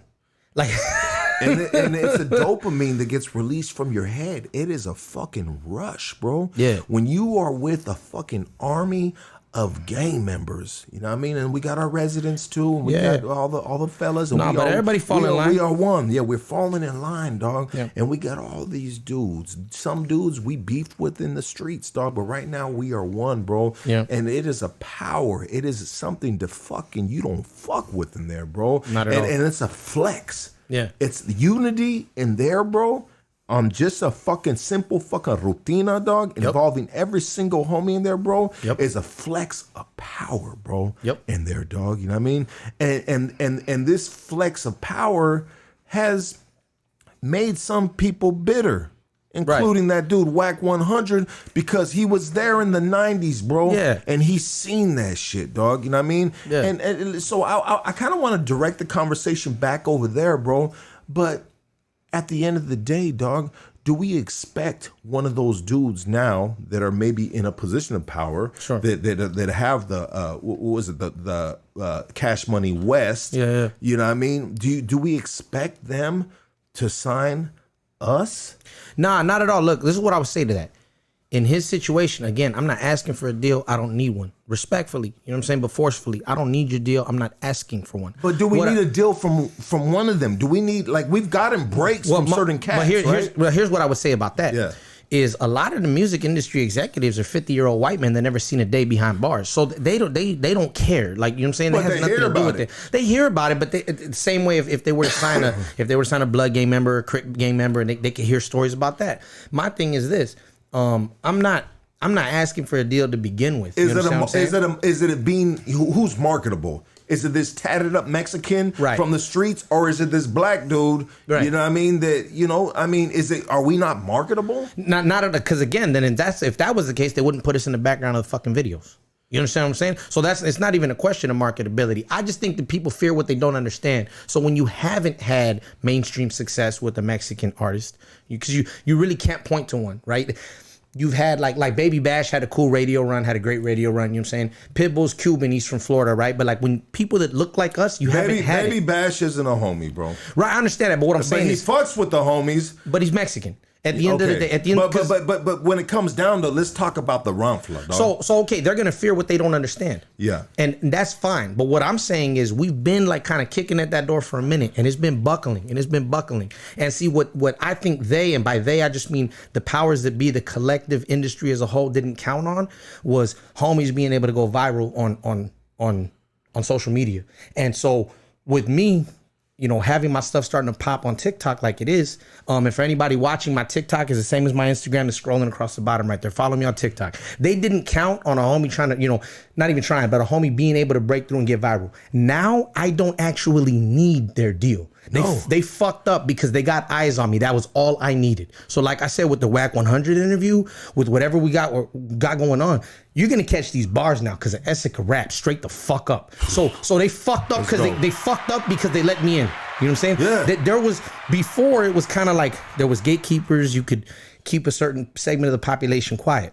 But with social media, it's an even playing field. You know what I'm saying? Yeah, it's a rap now. So I'm getting ready to turn up on these motherfuckers this next year. You know what I'm saying? Like, what I did these last 2 months is a microcosm of my capabilities and what we're getting ready to do this year. So really, to be honest with you, Lucky, I'm not asking them to sign. Well, you know what I'm saying? What you've done these past 2 months is something that you've been doing, bro. Yeah.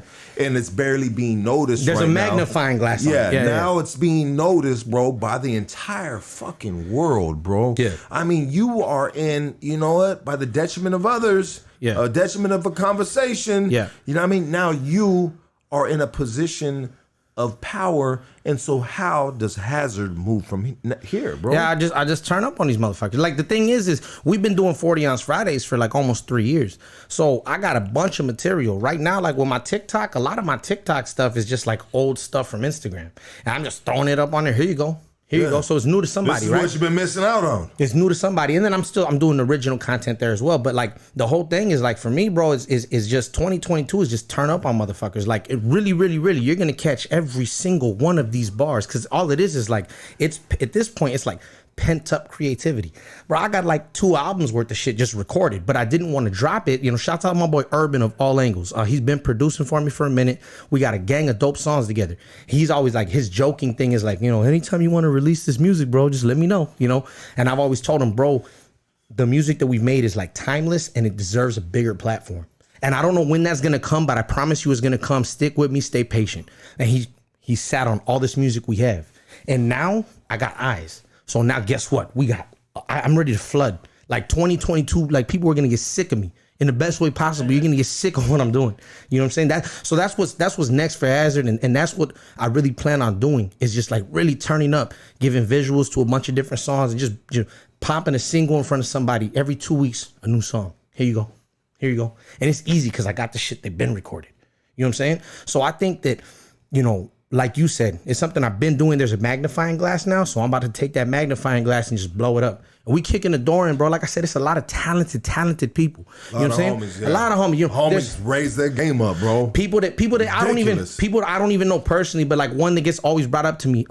Shouts out Misfit Soto. You know, hard. You know what I'm saying? He's been on here too, bro. Stupid dope. He's been on here twice. Look, Misfit Soto's gotten it's all we get. Yeah, definitely. You know, give it up to Misfit Soto.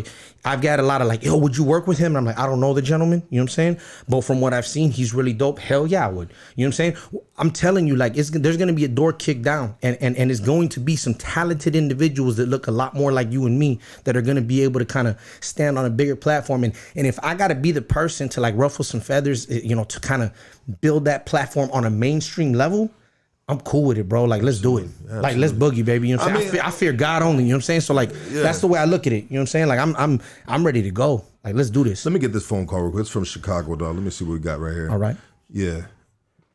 Hey, you're on Hood Stocks. Talk to us. Shout out Hood Stocks. Shout out KC. Shout out everybody. I think I don't know. I don't know who that was. Let me get a Jack and Coke, my G. You want a drink, dog?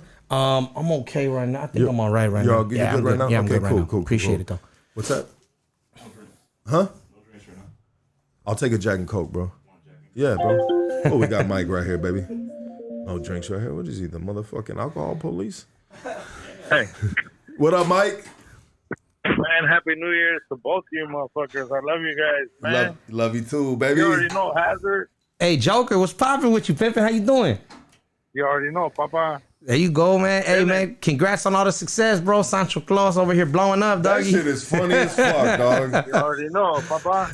Yes, I just sir. wanted to call and tell you guys Happy New Year's. I love you guys. And let's do this shit. Fuck WACK 100. Yeah, let's go.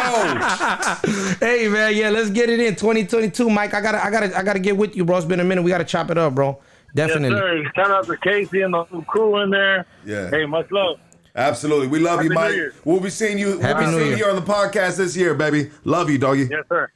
All right, bye. Bro, his fucking that Sancho Claus, bro. It's fucking He's been hilarious, bro. He's been plotting and scheming for a minute though. Like he was telling me about that. You know what I'm saying? Like he had a vision. Like the dude, you know what I'm saying? And so he would, like I said, he was the one that was like really breaking down the game to me with the way the film industry works. And look, bro, like if you want to do this, he told me straight up. I said, hey, because I was trying to get into it maybe like 5 years ago, and I was like, hey, bro, I think I kind of want to try to get on camera. I think maybe that might be a way, because I was making music then, and I was like, maybe that could be a way for me to get in, you know. And he told me straight up, look, I can help you. To introduce you to some people. It's a dirty game. I'm gonna tell you straight up, it's a dirty game, bro. And you don't make no money. And I was just like, I'm good. I mean, it's the background life. You know bro. what I'm saying? There's a lot of homies, dog, that are in the movie industry, bro. And you're fitting a couple scripts, dog. You're fitting a fucking criminal. Yep. And you're fitting a fucking criminal, bro. You know Yep. what I mean? You know, Yep. we got a jail scene. All right, where the Mexicans at, dog? Yep. You know what I mean? I mean, that's just what it is. But I think at the same time, I mean, I don't want to misspeak right now, but I'm just saying that sometimes when we are covered with tattoos, like some of us that are playing these background actors, I mean, you're kind of like locked into just one character. It's stereotype. But typecast is what they call it. So yeah. I would say this to the homies that are trying to break into the industry. Just don't fucking put tattoos on your face and all over your neck and head, and maybe you will be able to evolve into other characters opposed to just being a fucking gang member, dog. You know what I real mean? talk though. You know? For real. And so for any cats that are covered in tattoos and they're like, fuck, what the fuck, blah, blah, blah, woo, woo, well, yeah. My G, you got those tattoos on you that you probably had since you were 13 years old and shit. I mean, are you trying to be an actor, K9? I mean, because you are a character, dog. Trying to act a fool. Yeah, he's been having us laugh all since he got here and shit. I mean, but it's you know what, bro? Sometimes, we got to take a little responsibility. Yeah, sure. In regards to some choices that we've made in regards to maybe tatting up our body, whatnot, you know what I mean? Yeah. But at the end of the day, yeah, bro, I think as we are moving into the future, like, damn, it's 2022 right now, bro. Yeah. You know what I mean? Can you imagine in 1985 what we were thinking about 2022?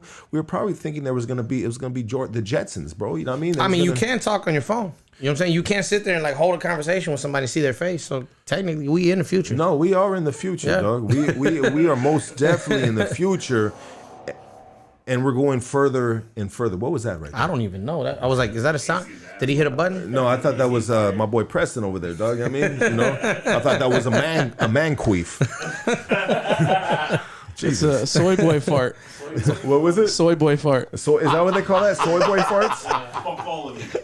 I don't know. So just because Levanto drinks almond milk, okay? Just because he's plant based, you know what I'm saying? No, he is plant based too, dog. He's vegan. Bro. Yeah. I mean, good for him. The way I look at it is like I've eaten at a couple of vegan restaurants, but I will also eat the shit out of a barbecue rib. Like, ultimately, you know what I'm saying? I will eat some quinoa. You know what I'm saying? I like some grilled asparagus and shit.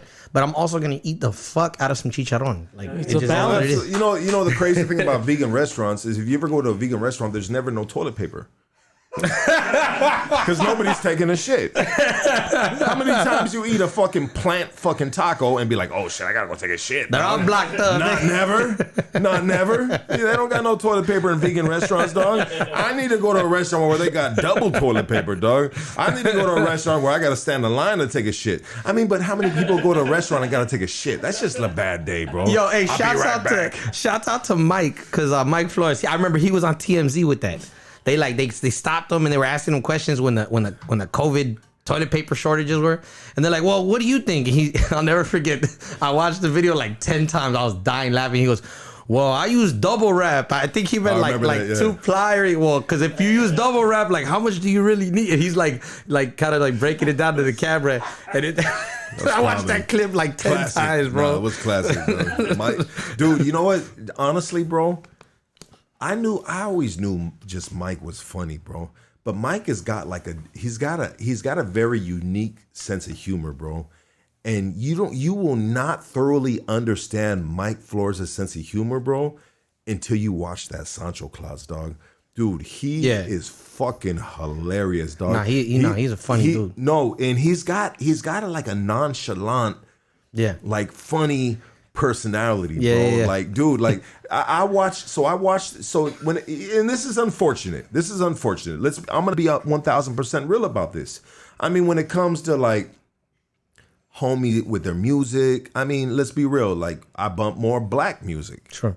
You know what I mean? That's just a fact. That's been since the fucking early 90s, dog. Sure. I'm 44 years old, dog. I'm going to be 45 next month, baby. Looking, you know what I mean? Hey, Tip top, there you baby. go. Let's go. You're not burnt out. There you go. You know what I mean? No, I'm a little burnt out, bro. But you gotta fucking embrace the burntness, dog. You know what I mean? Because the burntness makes you who you are, dog. You know what I mean? Like, you know what I mean? It's like this, dog. When you get a piece of toast, homie, you want a little burnt on that bitch, dog. You know what I mean? Because you can spread the butter on that shit easier, dog. So when it comes to me, you can spread the butter on it a little easier, dog. That might have been a little retarded, but let's keep it moving, baby.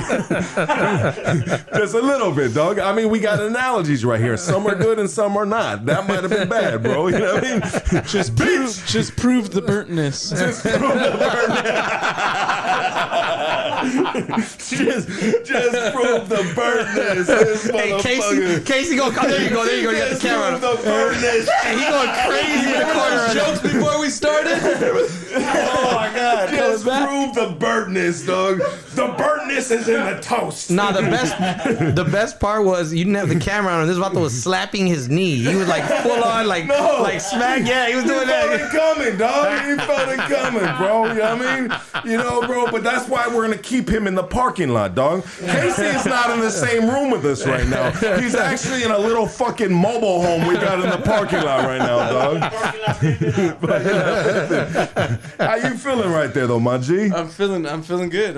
I'm loving the new setup and I'm loving the conversation. I missed these conversations the last it was probably like a month. It's been a month, like we've been gone. You know what, dog? I want to tell you right now, dog. I miss you, and I thank you so much for being such a very, very like you are so much needed in what we do right here, and I value you a whole lot, dog. Thank you. And you know, this dude is really like, he's on it, bro. Like he got that little fucking paperman suit on and shit. He looked like the milkman. He looked like his mama dressed him, dog. You know what I mean? Like he looked like he's still breastfeeding, dog. You know what I mean? You know what he looked? He looked like a younger version of Jaime Escalante from. No, they all say it. You know what I'm saying? He looked like he got a cloth diaper A negative on. times a negative equals a positive. Yeah, no, 100%, bro. 100%. And you know what, dog? Bro, I love the guys that are on here, but what I want to tell this dude right now is I want to tell you happy birthday, brother. Thank you. Oh, it's his birthday? His birthday was yesterday, dog. Yeah. January shit. 1st. We need to be giving him the shot. What the fuck? Let's get him a shot. Let's get the Let's birthday get him a a shot, bro. Shot. Give me a shot. Give me a shot. Get the Right birthday here. boy a shot, doggy. Nah, get him the tequila, doggy. Give me He's the got a Julio. cup over there. No, over there. Julio. Give me Watch the out with that Julio. camera, dog. Watch out with that tripod, baby. There you go. Yeah, Let's let's get the birthday boy right here, dog. You know what I mean? There's not, get the other bottle. And fool. the There's not bottle, either. Get the other dog. bottle. Come on, don't do it Damn like that. it. Fool's gonna Damn give me it. a sip. Yeah, you know what, Casey? You know what, Casey? Really I really love this dude, dog. How old are you, dog? I'm 29 now. 29? Yeah. Oh shit! That vato looks like he's 18 going on 26 going on 40. Like I don't know if we should take him to Vegas for his 21st or congratulate him on his third fucking kid. Like Like I don't know. He looks like he's not obviously he's really not burnt out, right? Fresh face, he's Vato. a good kid, bro. But he has like the mustache going. You know what I mean? I don't know if he's doing 85 porn or like your taxes. Let or me something, get one too. you know what I'm saying? I gotta take it. Let's take it with him. Let's take a shot with him, dog. Let's take a shot with him, dog. Birthday boy right here, dog. Yeah, dog. You know what, dog? This dude right here, dog. He's a dog, bro. Like, and I mean a dog as in he is like he's a version of myself, but in a different form, dog. You know what I mean? Like this dude. Yeah. This dude is very aggressive, dog. He gets shit done. No, he gets shit done. But he was raised. He's a good fucking kid. I met his parents. I used to talk about sleeping with his mom all the time. Jesus Christ. No, I was like, he might be my son. And then I met his mom, and she was so beautiful. I said, damn, dog, I can't talk about mom no more. You know what I mean? You know, but he has a loving family. Like, bro, I get when shit happens wrong with Hoodstocks, I gotta talk to his family, dog. I don't even gotta talk to him. This is true. I'm like, fuck, luck. My family's gonna come right now. Just wait, They wait for come. the text. Wait And for I'm the just text. like, you know what? Check it out. You know what I mean? Like, ba ba ba, whoa whoa whoa. Right, you know right. what I mean? Like, like, dude, I honestly having him on here, bro, is like. I got an added responsibility, bro. You know what I mean? To keep him safe and make sure nothing happens to him, dog. But I think what that does too is it legitimizes. It's not just you're not just like I don't want to say this in a bad way, but you're not just some homie talking shit on it. Look, you got like a dude who's really trying to add value to the podcast with production, and this gentleman right here, right? Are you of Mexican descent? Yes. Okay, so somebody that looks What like does him, he look like? That's what he looks like. But I don't want to make Okay. it. He could be Arabic or something. Fuck, I don't know. You know what I'm saying? But here's the thing: somebody that looks like that comes from that kind of background, that is a straight and narrow individual. What that does, that gives us representation. That's what I'm talking about right there. A vato like him doing what he does, Average working dude. super important to push forward for because we should not be all tatted on our faces and heads, and no disrespect to nobody tatted on our necks. You know what I'm saying? We should not all. That should be one variant, if you will, of you know what a Mexican could look like. But also that gentleman right there, you know, with the button-up shirt, looking like he's ready to teach fucking calculus. That vato right there is so important for us as a culture. You understand what I'm saying? For him to, and that's why we have him here, bro. and that's so dope. So salute to you, mean, dog. I can Happy have- birthday to Thank you. Casey, big dog. Yeah, Real talk. Cheers. Real Cheers, talk. everybody. Cheers, doggy. Hold on, let me get you right there, Casey, baby. There you go. I'm glad we're back. I'm glad we're back. And since we're keeping it going right here, and the boy Preston. Shout out to my boy Preston right here. Shouts out to He's on the Preston. sideline right here. I love Preston, and Preston holds huge value to this shit. You already know what it does. We love you, doggy. We love you. We love you.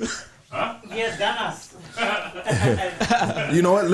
I want to talk to you about this, bro. You know what I mean? Do you have a little more time, bro? Absolutely. You know what? Can we do a restroom break though? Yeah, let's I don't do a want to restroom. mess. I don't want to fuck up the cha-cha. But Let's do a restroom break, and Yeah. we'll be right back. Yeah, I love let's you do it. guys. Hold on for us. We got 557 people watching right now. hey, shouts out to y'all, Yeah, man. that's big Shouts out love to. right there. We love you guys. Yeah, we thank you back, very much. baby. They ain't Yeah. holding us back. You know what I mean?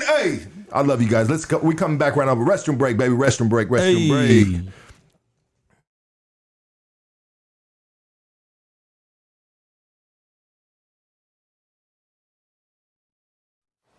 The situation reminds me of the penitentiary, my G. Cats politicking on the motherfucker, but the week before that, they were fucking with the motherfucker, dog. You call these motherfuckers sympathizers, homie. They ain't got their own nuts to stand on their own motherfucking grounds. That's the shit I don't like, my G.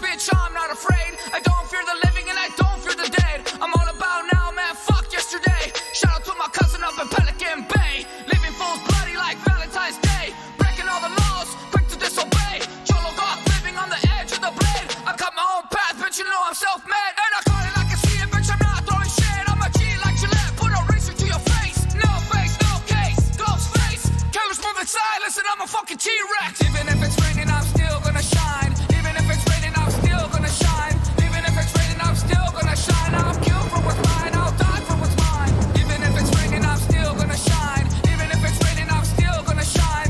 Even if it's raining, I'm still gonna shine. I'll kill for what's mine, I'll die for what's mine. Cars ain't bothered by the shade, you could throw A, H and O. In the shade, we could grow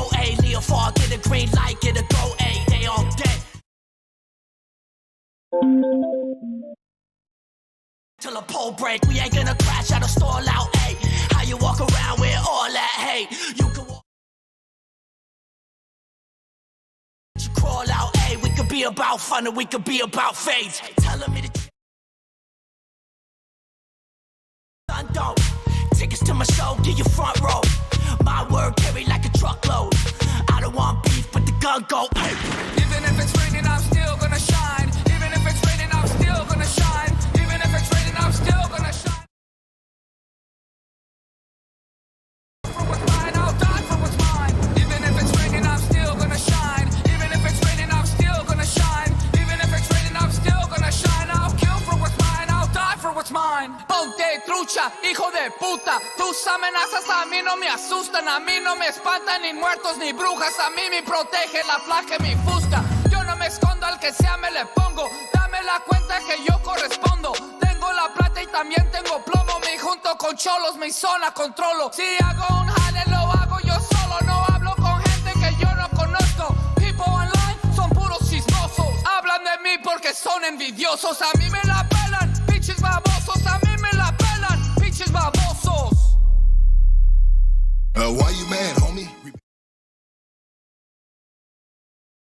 She missed me so much, she tattooed the tears. Yeah, you know the one.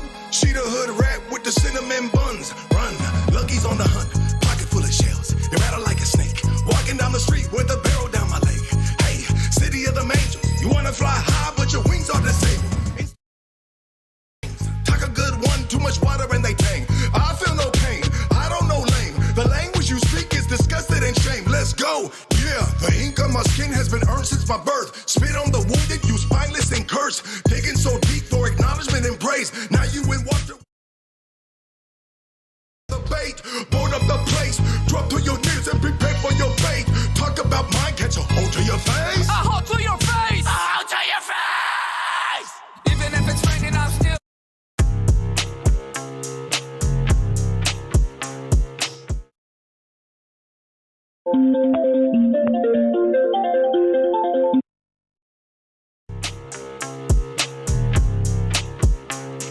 I've been a bad man, yeah, the devil's praying to me.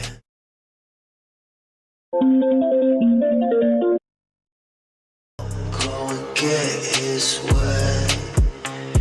You kept your word, boy, yeah, the devil said to me. And I can't wait to meet you one day. Yeah, I can't wait to meet you one day.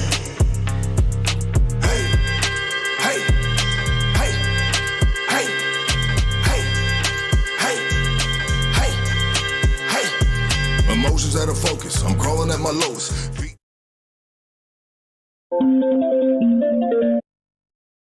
It's like a high-speed pursuit. I'm wild when I move. Burning through your head, about to tighten up the noose. Bunch of clown faces blowing clouds of the booth. Woof, woof. Hooters at the door, now they trying to run up in. I am not a guppy shark, stash everything. Dope in the pussy like a B of A deposit. Baby girl robotic, she gang bang ebonics. Hang with the wolves or you gotta pull your weight. Throw the biggest tool, keep one in the chain. This is not a date. Dance with the Mex, get your face in the cake. Yeah, the devil's praying to me, and I help him go and get his way. You kept your word, boy, yeah, the devil said to me, and I can't wait to meet you one day. Yeah, I can't.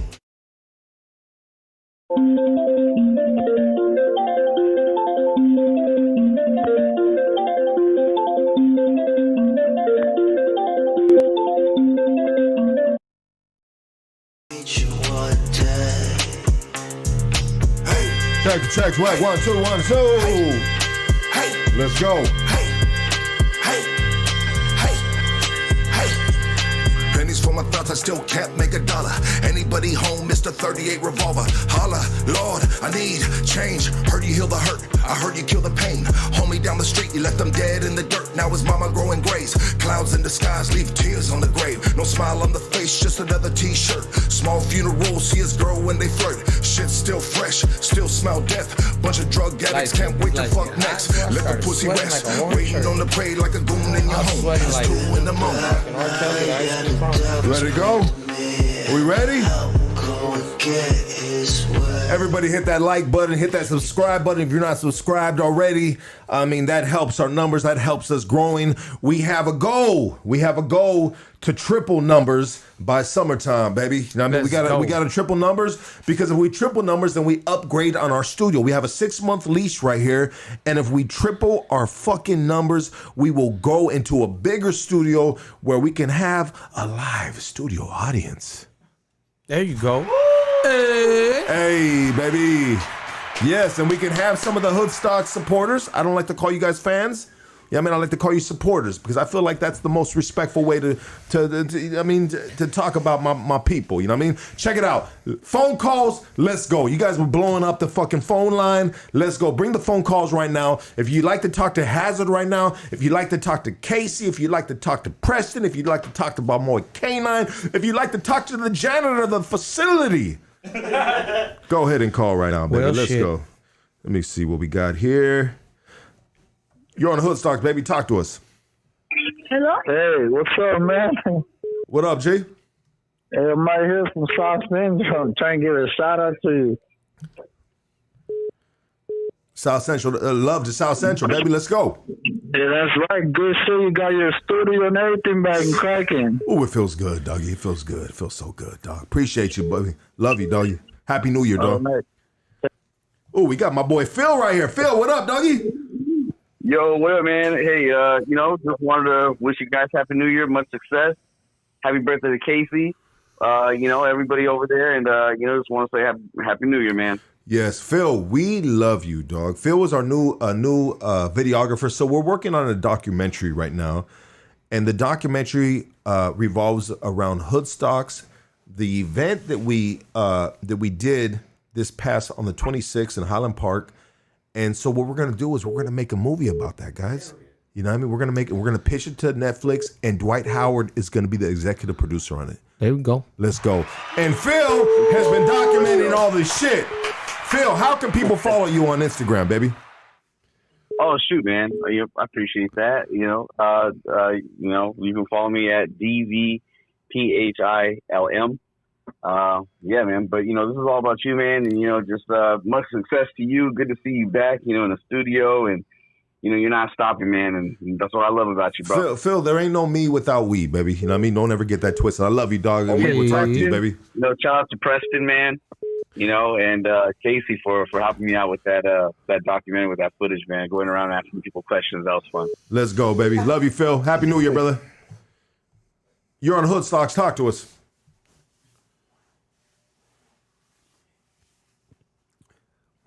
Yo, what up, G? Hey, what's going on, G? Chilling.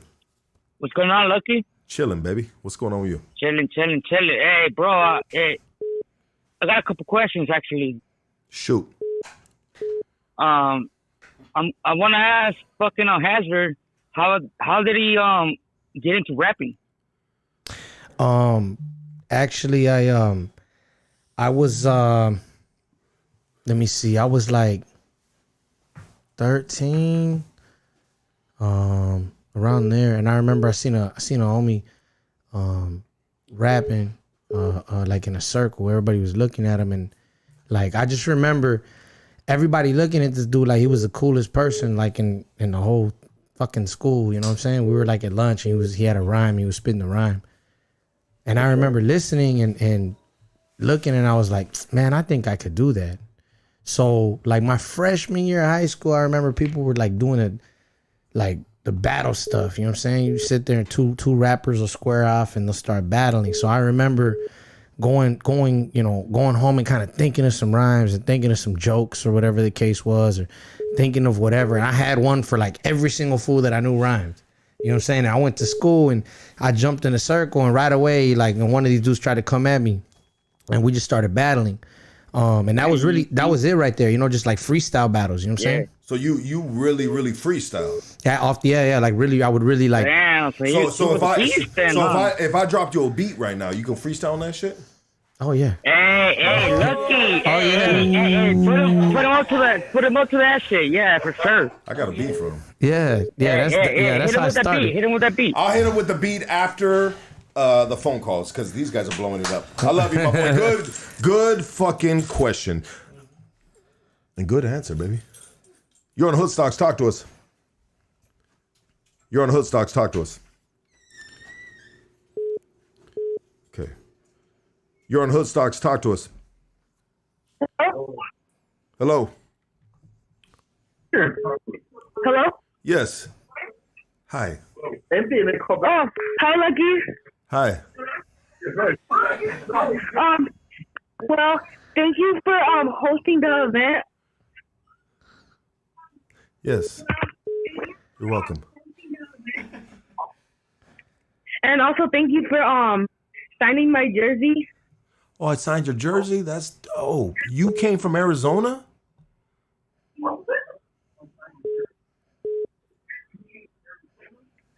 You got to turn. Do me a favor real quick. Let's have a conversation, but turn the volume down in the background and listen just to this phone call. I signed a jersey. I mean, that's dope. Yeah. I mean, I don't even play basketball. Moving on up. I mean, I was good at tetherball. I was really good at tetherball. You know what I mean? I was a beast. Keep that shit going. You know what I mean? Who plays tetherball? Were you taller? Were you taller than most of the kids? No. I'm 6 feet, but you know what I mean? And motherfuckers are like, fucking Lucky, how tall are you? Because I'm standing next to Dwight Howard. I look like I was a motherfucking midget. You know what I mean? Right. That's a fucking enormous. Thank you for so I actually met my first NBA player. You're welcome. What's your name? What's your name? My name is Israel. Israel, we love you, baby. And Israel, how old are you, Israel? I am 10 years old and I'm a 10-11 February. Israel, happy Hey. birthday, baby. Happy early birthday, Israel. Birthday. Israel, we love you, bro. And thank you for tuning into the show. But for a 10-year-old, I mean, I love your parents. I love your parents. I love you too. Your parents are gangsters. You know what I mean? Because And only the gangsters. My dad said he loves you too. Tell him I love him too. Real shit. Hey. Dude, if you let your 10-year-old kid watch this, you're a G. Hey, Israel, stay in school. Yeah. Stay in school, bro. You know what I'm saying? Stay in school and I know. and stay focused on. Not at all. I'm saying he's 10, bro. Like, you know. No, you're right, bro.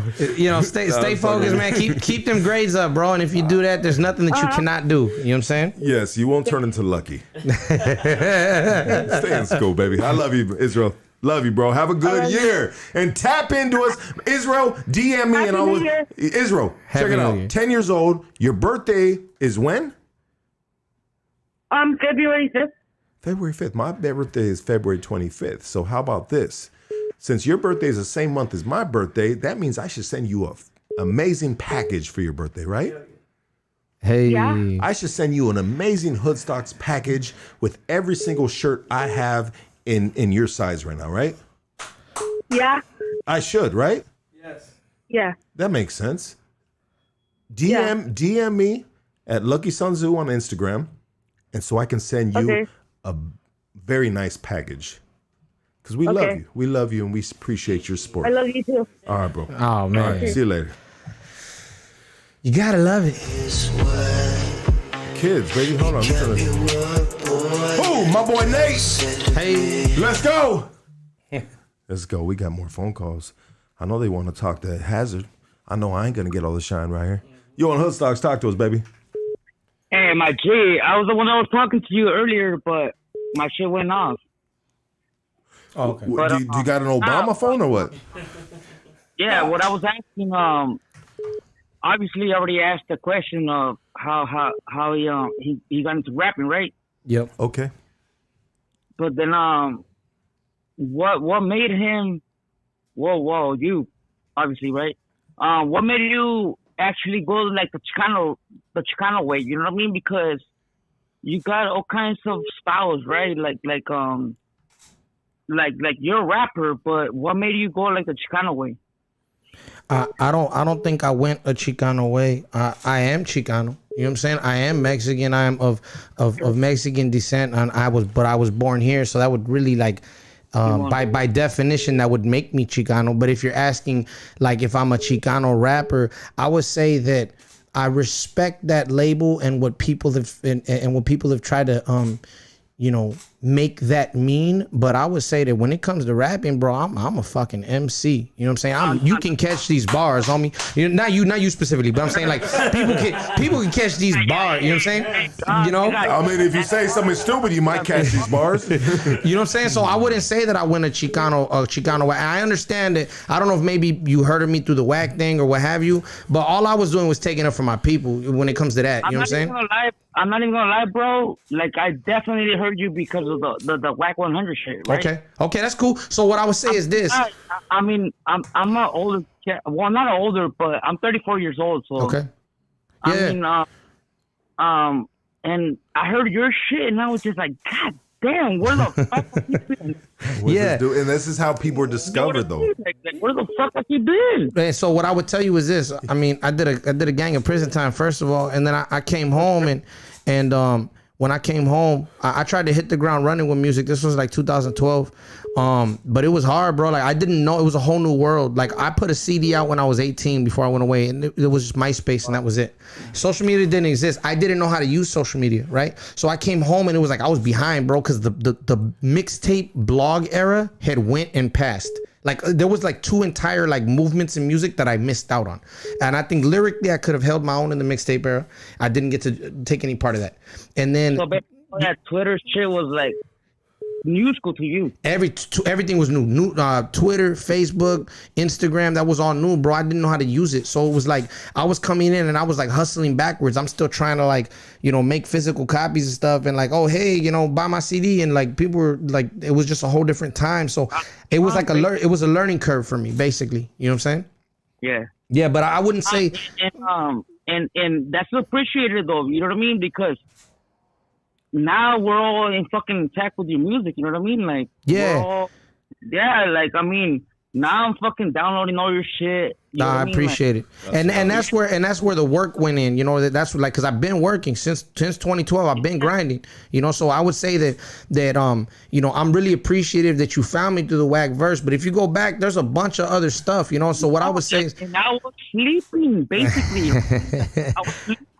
Hey, but look, but celebrate this man right now. But you woke up to me, you know what I'm saying? So what I would say is, you woke up. So what I would say is thank you for rocking with me. From the bottom of my heart, I appreciate it. I don't care if you've known about me for 1 week or 2 years or 5 years. I don't care. Like, thank you for rocking with me. And from the bottom of my heart, I mean that. And what I would say is, I understand your question and what you might mean by that, but what I would say is I'm Mexican. Absolutely, 1000%. I'm super proud of it. You know what I'm saying? And obviously being born here, being my family of Mexican descent, it would by definition put me in the Chicano culture. But what I would say is I'm a rapper, dog.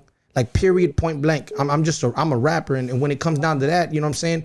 Anybody that feels differently, or anybody, that has something to say about that, we could sit and we could talk about the culture. And we could talk about both. We could talk about the only reason why I said this is because they always put us, I'm talking Chicanos, but like in a certain type of way, like in a box. It's not even that. You know what I mean? Yeah.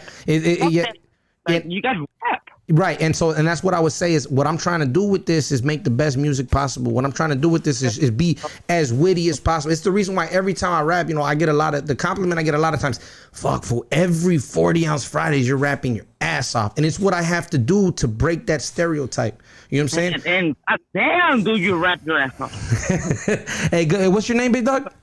Gang shit, dog. Like, that's just G. You know what I mean? Like, I'm sorry, I didn't catch your name, big dog. Real rap. I'm sorry, I said I didn't catch your name, big dog.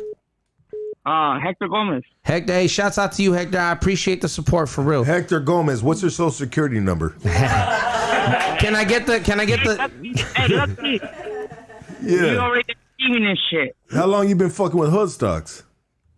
Fucking since day one, man. There you go, baby. Hey. There you go. We love you, baby. Happy New Year, dog. We're moving on to the next call. I love you, doggy. Hector Gomez, 552-37. Some fucking hood stocks, fucking caps. You had them for 50 off, right? We love you, baby. Have a happy New Year, dog. Happy New Year, Hector. Bro, this is just blowing up. Hood stocks, baby. Talk to us.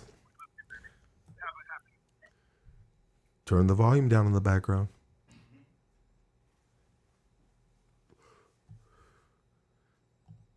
You're on Hood Stocks. Talk to us. What up, Lux? What up, baby? What's up, Hazard? What's crazy? Hey, man. Just chilling, homie. Just listen to the podcast, you know? That's hey, right. mad respect for both of you. Hey, Appreciate Lux, good job on the fucking new studio, homeboy. What do you New think, year, dog? new Do you thing. like it, dog? Hell yeah, dog. That shit is sick, homie. That's right. That's right. Hey, Hazard, I just want to fucking congratulate you on fucking spitting some fucking bars for that. You know, I'm not gonna down talk him. I'm not gonna talk shit. I'm just gonna say for that fucking guy, you know. I'm talking shit, you know. No, I appreciate You know what I it. mean? I appreciate it. Thank you very much. Thank you. That's some real shit, man. Hey, you guys have a fucking buenas noches and fucking happy New Year, homeboy. Absolutely. Likewise, big dog. I think, homie. Yes, sir. Gracias, homie. I Peace. think, dog. Yes, sir, dog. I love it, dog. I love the Hood Stocks family, dog. Nate, get out of our headphones.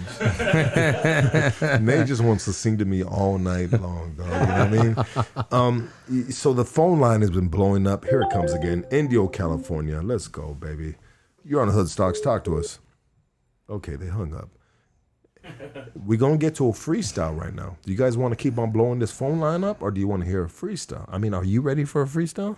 Yeah, whatever you need, bro. I mean, do you need to stretch? I mean, what is your, I mean, you know what I mean? Like, you know, sometimes. Man, do you need, yeah, hold on. We'll get to it right now. Hold on. I mean, you might need to stretch. You're on Hood Stocks. Talk to us. Hello? Hello. Yeah, I just have a question for Casey.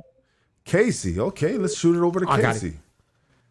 There he is I right want to there. know what Casey's New Year's resolution is. Oh, my New Year's resolution. I would say my New Year's resolution is to focus more on my own hat making abilities. You know, I need to water my seed of my hat company, which I've kind of been putting to the side. So I would say that would be number one. Number two is make better health decisions. I mean, this is pretty basic, but You got to stop doing cocaine, bro. I got to stop doing that too. That'll come with time. The little man is a drug addict. You know damn well his mom's listening to this. Just playing, moms. But I would say the first one that I said about planting my seed with my own endeavors would be the most important to me at this point. So that's right. That's what it is. We love Casey, baby. Thank you. I always refer to him as a little bro, but he still might be my son, dog. You know, the math adds up. Because every time when I met his mom and she was dancing, and when she turned around and she started shaking it, I was like, that looks Jesus. looks familiar. I got nothing to do with this, Casey. I got nothing to do with this, Casey. Oh my god. Let's see what we got right here, baby. You're on Hood Stocks. Talk to us. Fuck WACK 100 and C-2. Yeah, let's go. This is an old school caller right here. Talk to me, baby. All right, next one. You're on a Hood Stocks. Talk to us. Okay, let's do it like this. What's your New Year's resolution? Mine? Yes. Go harder. You know what I mean? Just to grind harder. You know what I'm saying? Absolutely. Just keep it moving. We talked a little bit about that. Yeah. So since absolutely. Casey talked on it, I was like, you know what? Let's. You're on Hood Stocks. Talk to us. What's up, Lucky? What's Wolf, up? homie from Monte. What up, Wolf? Happy New Year, my Hey, G. Happy New Year's, my boy. Yes, sir. Hey, doggy. Shout out to Hazard, homie. Hey, appreciate it, Wolf. I got love for his flows. Appreciate it. What he represented, bro. But you know what? At the end of the day, you know, it's not going to end where he started. What he produced right there. Yeah, he's gonna keep it You know, moving. because a lot of the youngsters nowadays, they don't listen to our Latino rap, bro. They don't listen to. I mean, growing up, I banned all Capone, Lil Rob, Shadow, Night Owl. These fools, all they listen to is all that new shit, dog. And I just Hazard, dog. You put it down for us, dog.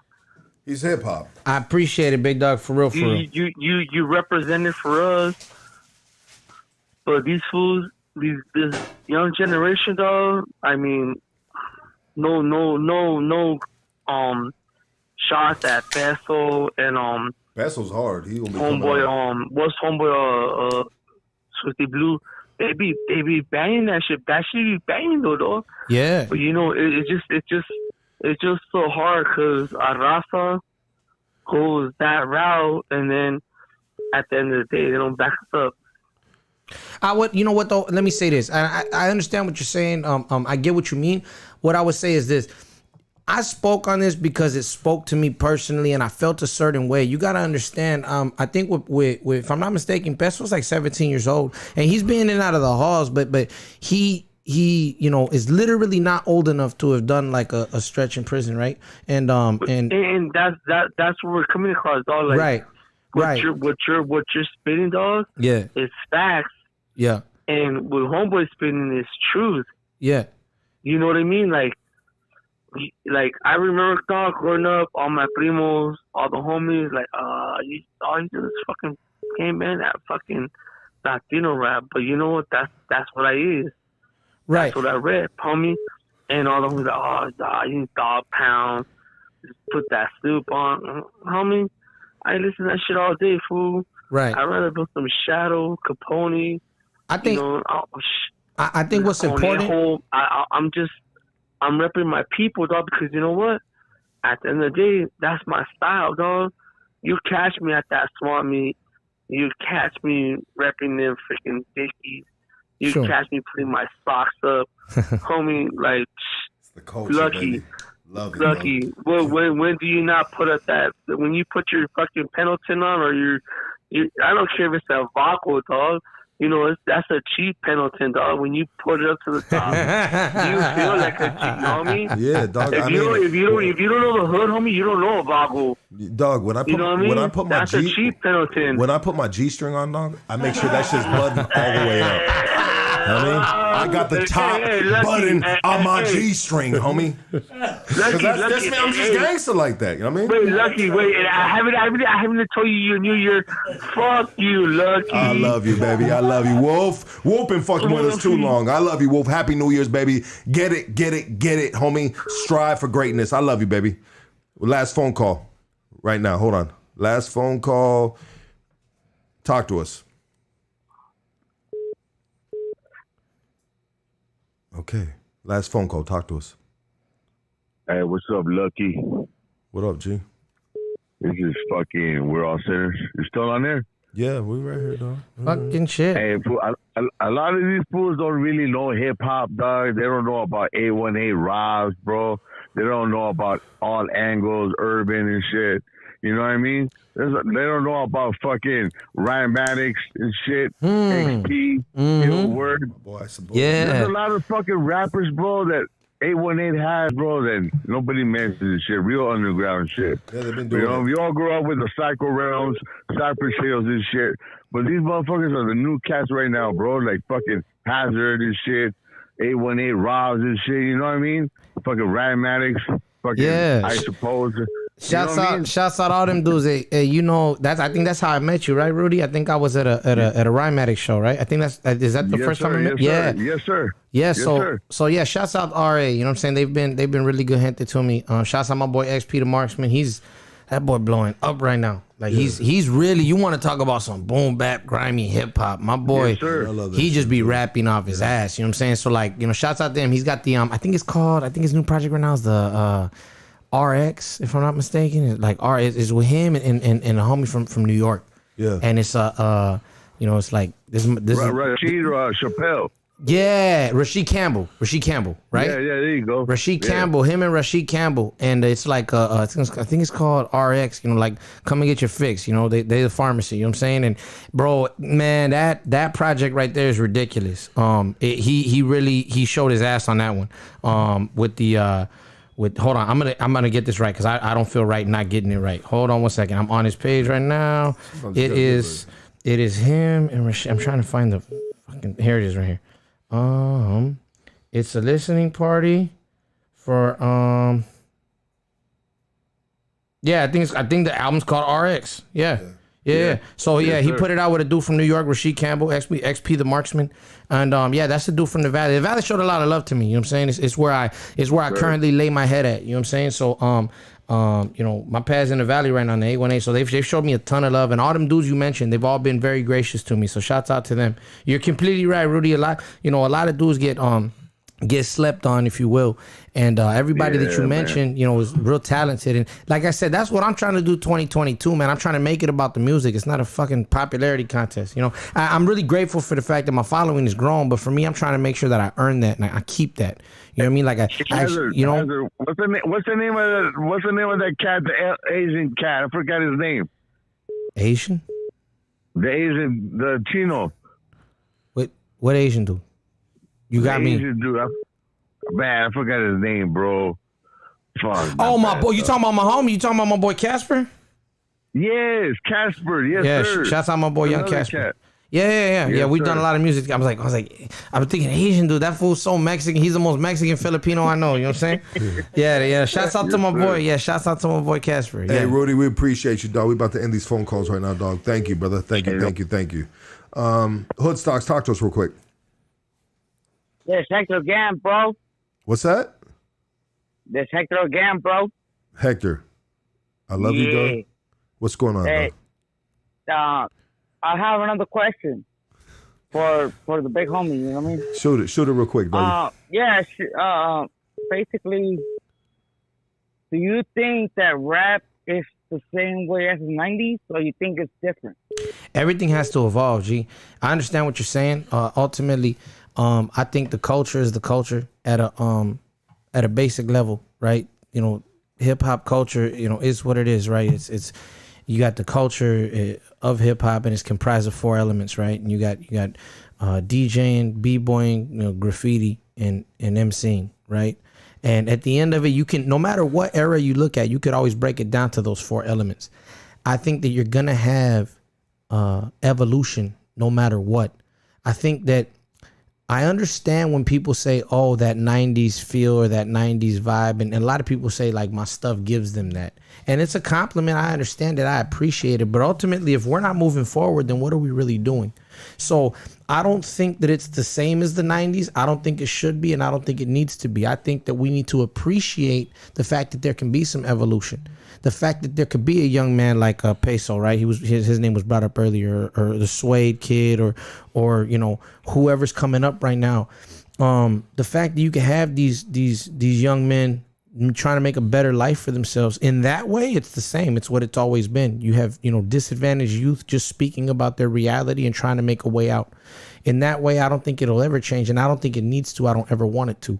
But in another way, you're gonna sonically, things are gonna evolve. They're gonna sound different. You know what I'm saying? Production's gonna move to a new place or a different place or a slightly changed place, however you want to look at it, and that's okay.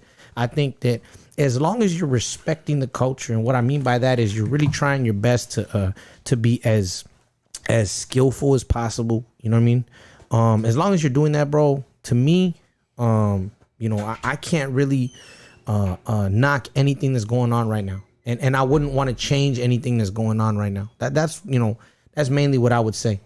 Am I gonna? I can totally drive this for the next. Yeah. All right. Cool. So what I would say to that, ultimately at the end of the day, what I would really say is, sure, it's changed, but what doesn't? Is a car gonna look exactly the same as it did in '92? No. Do you want it to? No. You know what I'm saying?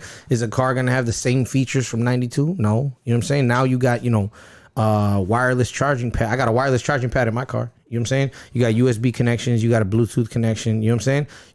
That didn't exist in '92, right? So Hector, what I would say, in the most humble way possible is, yeah, there's been changes and there's been evolutions. You know what I'm saying? I think is the right word to use. You know what I'm saying? That the music has evolved, and I think we need to embrace that. I don't think that that's a bad thing necessarily. I think that if you actually listen to what a lot of the young bucks are saying, if you actually listen to what a lot of these young men are saying, they have something of consequence to say. They just might have a younger lingo. You know what I'm saying? You a 17-year-old, I'm a little older, so I'm not going to speak exactly how a 17-year-old kid speaks, nor should I. Like, you know what I'm saying? So if a 17-year-old kid has a certain way of spinning his lingo, and then when it gets into rapping, it's the same thing. He's spinning his lingo a certain way. There ain't nothing wrong with that, you know. And I really try to keep that focus. You know what I'm saying? At the end of it, it's not that it's the same or whatever the case is. It's just an evolution. You know what I'm saying? So that would be my my direct answer to that. I don't think it's the same, but I don't think it needs to be either. You good, big dog? Let's do it like this. All right. Let's do it like this. You ready? Yes, sir. I want to say R.I.P. to WACK 100.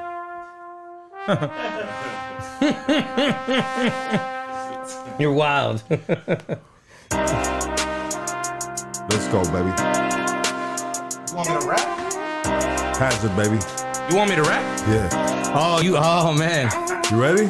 Yeah. Yo, he really.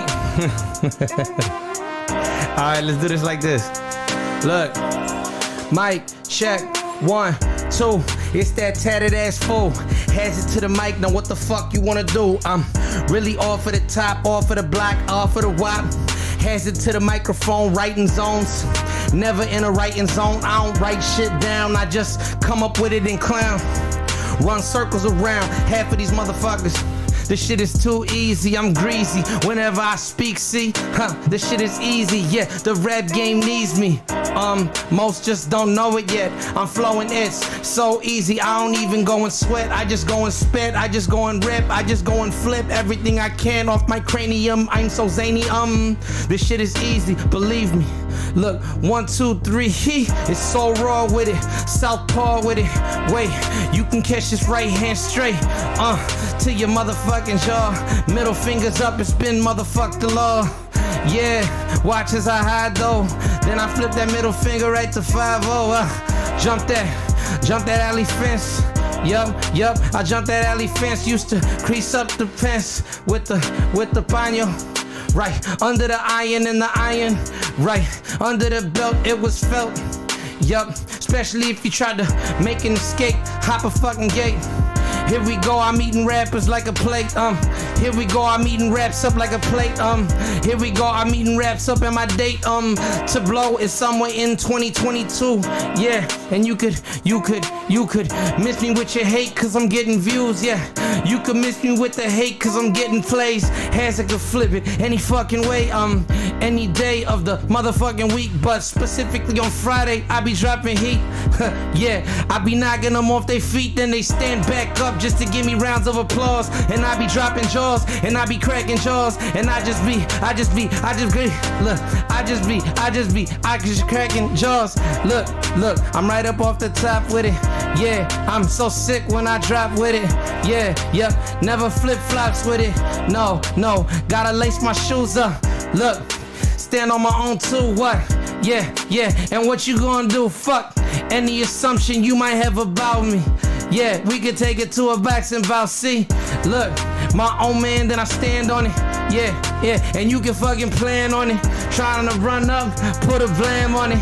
Wait, I don't want to incriminate myself or anybody else. Why the fuck you think they call me HAZERD? I'm a HAZERD to your health. A stick-up kid used to grab that shit. I'm a HAZERD to your wealth. Now I'm a HAZERD to your home. Now I'm a HAZERD in the zone. Why the fuck you think they call me HAZERD to the microphone? Yeah, HAZERD to the microphone. I be rhyming and I'm feeling right at home. In the living room, I can kick my feet up. On any track, I could beat the fucking beat up. Yeah, and I just got my feet up. Yeah, means I'm not trying, but I'm flying. Yeah, skying over beasts. Check it out, I be giving heat. HAZERD to the MIC. I rap this shit like ABCs, meaning it's easy. They had to cut the fucking beat off because I kept coming with heat, better believe me. Yeah. Damn, you really... I put you on the spot, dog. Yeah. But that was freestyle right there. You know what I mean? Was not fucking planned, yo. Nah, it ain't never planned, baby. Sometimes life ain't planned. HAZERD, I just want to thank you so much, dog, for blessing the platform, brother. Yeah, absolutely. Nah, thanks for we could keep fucking going, but yeah, thanks for having me. You know, I really appreciate the convo and whatnot. I know you've had repeat guests. I'm hoping I could do that for you in the future because this shit was fun, bro. Like on some real shit. This was a lot of fun. You a fixture in the Hood Stocks podcast, Hey. bro, baby. You know what I mean? Don't play with it, dog. Hey. I mean, we really had just an intellectual grown man conversation, dog. No, I appreciate and it. this was the first of the year, dog. And you know, sometimes, I mean, I hadn't done a podcast for a few months because we had a situation, dog, at our last studio, dog, that just shut us down, dog. And it wasn't from anything that we did wrong, Sure, dog. You know sure. what I mean? You know, just sometimes, I mean, let's be real. We still in East Los Angeles right now, my G's. Yep. We still in East Los, dog. You know what I mean? And the last time that we had our podcast was in East Los, but it was in a different location, dog. So Sure. we ain't left the area. We ain't left the city. We still right here, baby. We just in a different location, dog. Yes, sir. But you know what? It just made sense, dog. It made sense to have you. I got so many individuals, dog, and this is not a flex. This is just facts, dog. So many people that I could start this year off, dog. You know what I mean? But we think when it comes to Lucky Sun Zoo, when it comes to Hood Stocks, when it comes to Preston, when it comes to K9, when it comes to Casey and all the other homies, dog. You know what I mean? We wanna raise up certain homies, dog. You know what I mean? Appreciate it. Like and just the way your response with that WACK 100, dog. I mean, I had already reached out to you prior to that. Like we said earlier in this conversation, dog. Yeah. I reached out to you, dog, and I was just like, and then when that hit, I was like, whoa, like it just solidified. I mean, to have you kick off our year, bro. We want to kick the year off with amazing vibes, success, Yeah. and just moving forward, dog. Like to everybody that's watching right now, 500 people that are watching right now. I mean, we love you guys. And this podcast is nothing without you guys and this man sitting across from us, which is our guest. You know what I mean? You know, excuse me. So I just want to thank you, brother, for blessing the platform. Yeah. Thanks for having me. Real talk. I think it was a no brainer. Like when you reached out, I'm like, oh, I'm down. I'm with it. And you know, What did I tell you? What did I ask of you? Damn, hold on. I asked HAZERD. I said, hey, bro, because we were already gonna fuck with you. Yeah. And I said, hey, my G, like, let us get. Oh yeah, that's what he said. He said, look, can I please be? He said it like in such a respectful way. He's like, please don't talk to nobody else first. Can we please be the first interview you do? You're probably about to get ready to do a bunch of them. And to me, it just made sense. Like, I really appreciate the platform that you've built. I appreciate the platform you continue to build and maintain and uplift. And just with just with what you had already done, I respected it. For you to put like a cherry on top of the end of the year with that, with that amazing fundraiser that you did, with that amazing community outreach, like to me, it just made sense. Like I'm all about it. That's the exact type of time that I'm on. So the fact that, that you reached out as quickly as you did, and we're like so genuine. And like you said, we had already planned on doing something, but the fact that you reached back out, like, let's get this done sooner rather than later. For me to be the first one to bless this location, I'm honored, man. You know what I'm saying? Yeah, you're the first one. And this isn't a hip hop, Chicano rap, whatever you want to label yourself. Yeah. Whatever the complexion of your skin is. Yeah. You know what I mean? This isn't that podcast. No, it's not. We don't shoot for having like famous people, semi-famous people, rappers. I mean, I honestly, bro, I rather not deal with a lot of rappers, bro. Sure. Because a lot of rappers, bro, are putting up somewhat of a facade, bro. Yeah. You know what I mean? And I need the genuine. I need the real homies. They're gonna come here and be themselves, bro. Yeah. You know what I'm saying? Like, there's a lot of cats that will come on here, and some of them are young. Yeah. They could potentially come on this podcast and not be who they really are, dog. And what I want to tell you, dog, is I appreciate you coming on. Yeah. And I mean, you're on a level right now where you can really flex. You can really just like shoot your shit and talk your shit. But you are obviously genuinely like a humble individual, bro. You know what I mean? And that's gonna take you very far, bro. No, thank you, man. I don't know any other way. I'm blessed with. I've lived a little bit and I've failed a whole bunch. You're seasoned. Yeah, and so for me, it's like nothing shakes me one way or the other. I try to take everything as it comes, and I just understand. Like I said, every day that I wake up with my freedom and my health and the health of my family is a beautiful day. So I don't really have anything to be, specifically, fronting about or upset about or trying to act harder for. I'm You only feel what I'm saying when I say that, yeah. All I'm ever gonna do is try to be as a respectful and genuine person as possible, and ask that of others in return. You know what I'm saying? And if you're incapable of that or whatever the case is, I'm just gonna keep it pushing. I just won't deal with you. Exactly. You know what I'm saying? And that's how we feel right here too, bro. You know what I'm saying? So for me, and I could really sense that. So for me, when you reached out, it was easy. That was like, yeah.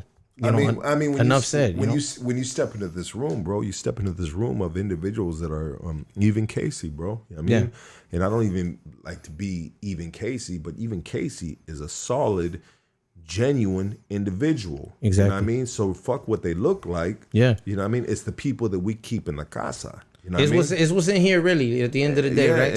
So I completely agree, big dog. So like I said, the pleasure was all mine. Thank you for having me. I'd love to do it again because I feel like we scratched the surface. We could do another. You know what I'm saying? We could do another 2 hours. You know what I'm saying? 100%. So I'm completely. I'm very grateful. Very grateful for you having me on your platform, and I'm grateful for the conversation. I know you don't necessarily go for names or whatever the case is, and you're gonna go for what really fits the brand of what you do, as you should. That being said, I ain't nobody special, bro. You know what I'm saying? So for the fact for you to reach out to really, give me a leg up and allow me on your platform, I genuinely appreciate that. So good looking out, Lucky. Real shit. Yeah. Real you shit, are man. Somebody special, bro. You are, bro.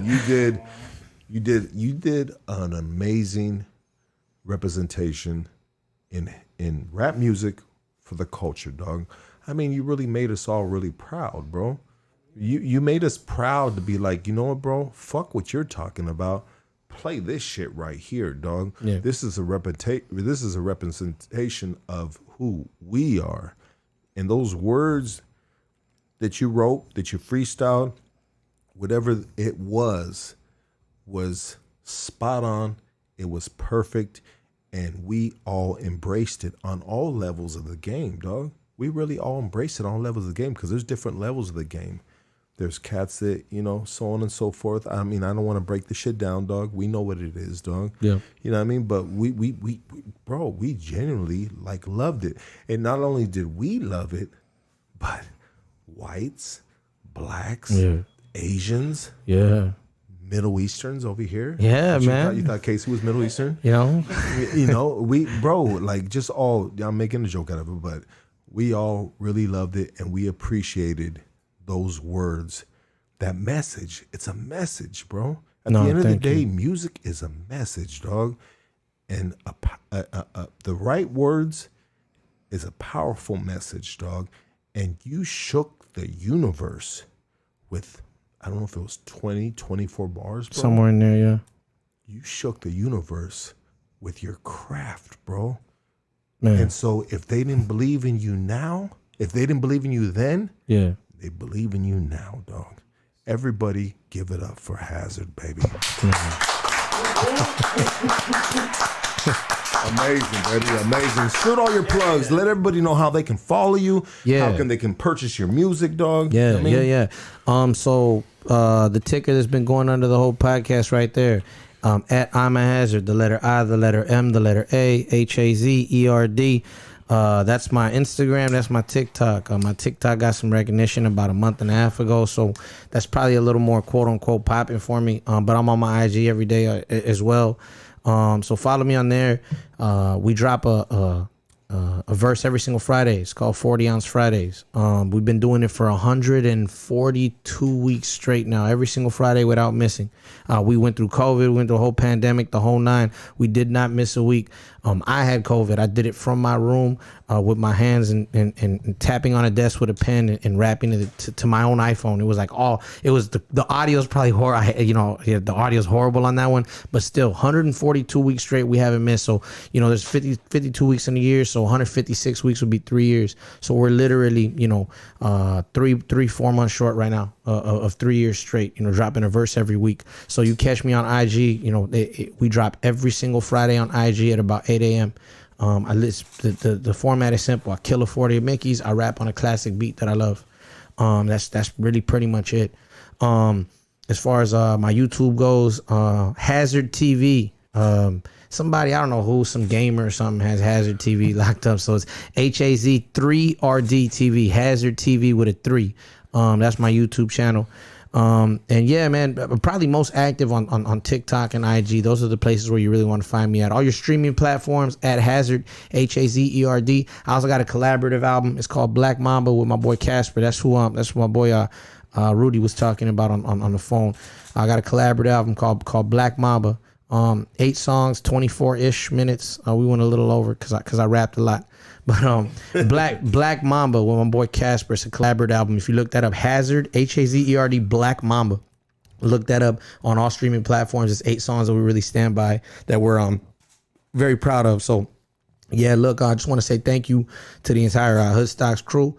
I want to say thank you to all my supporters, old and new. There are people that have been rocking with me. I had like 600 followers on Instagram. They were rocking with me for like 5 years straight. You know what I'm saying? What like really tough. You know what I'm saying? And we're like 14.7, I think. 14,000, it's something like that. So we're about to hit 15,000 on IG and baby numbers. But for me, the rate of growth is incredible because I was at 1,900 followers a month ago. A month and a half ago. You know what I'm saying? Amazing, bro. So you know what I'm saying? To go from under 2,000 that's to that viral shit, dog. You know what I mean? So it's amazing, dog. All my supporters, old and new, I appreciate each and every one of you from the bottom of my heart, bro. I'm just like, you know what I'm saying? I'm just a Mexican kid with a dream, really, at the end of the day. And I'm getting too old to call myself a kid, but I'm just a Mexican dude with a kid. You know what I'm saying? Excuse me, I am a Mexican dude with a kid, but I'm a Mexican dude with a dream. Excuse me, I'm a Mexican dude with a dream, and the fact that I'm able to kind of really start to finally fulfill that dream through the hip hop culture is a beautiful thing, and the fact that I have people that look like me that are super proud of the way that I'm representing for people, that it's like, honestly, it's the best feeling in the world. Like when I hear that, like, hell yeah, homie, like we got one, you repping well for us. I'm like, damn, really? Yeah, like it's the most humbling, like the most fulfilling, humbling experience ever. I'm like, that's how you guys feel about me? Do you sleep better at night? You know what I'm saying? I'm not gonna lie to you, bro. I wake up with a bigger smile for sure. You know what I'm saying? Like, you know what I mean? Amazing. Like it's a beautiful thing. It's like, how does the wifey feel about you? You got the wifey with yeah, you. How do you feel about him? My wife is like this. Like to her, like she's really proud of me, but like she could care less, bro. Like in terms of like the music stuff, like she loves me in spite of it. Like that's what I always say. Like, you know what I'm saying? My wife supports me in spite of the music. But you know what's crazy about when you're dealing with an entrepreneur, right? This man is an entrepreneur, right? We're not gonna put what kind of entrepreneur is because we know what it is, right? And sometimes, like, so for my girl as well, right? When she deals with me from the beginning, right? It's just like, oh shit, okay, here we go. You know what I mean? And we have I've had a lot of, just like dull moments in my entrepreneurship, and this is a part of the journey, But for you sticking with this man through his journey, now you were seeing the light that he has seen the whole time.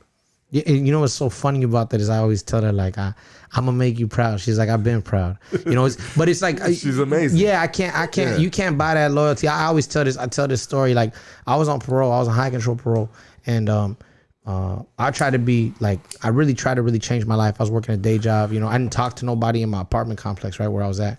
I was work home, check on my PO, trying to do what I was doing. And, they came in, they did a parole sweep.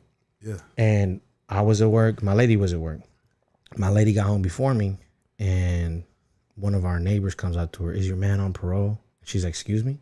They're like, yeah, they were here, like a bunch of parole agents, LAPD, everybody was here.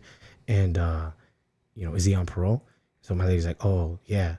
They're like, oh, okay, well, they were asking about who lives here. And we said they both work all the time. You know what I'm saying? But it was like, I remember being embarrassed because I was like, fuck, man. Like, like the red, now my neighbors are looking at me like, oh, this guy. You You know what I'm saying?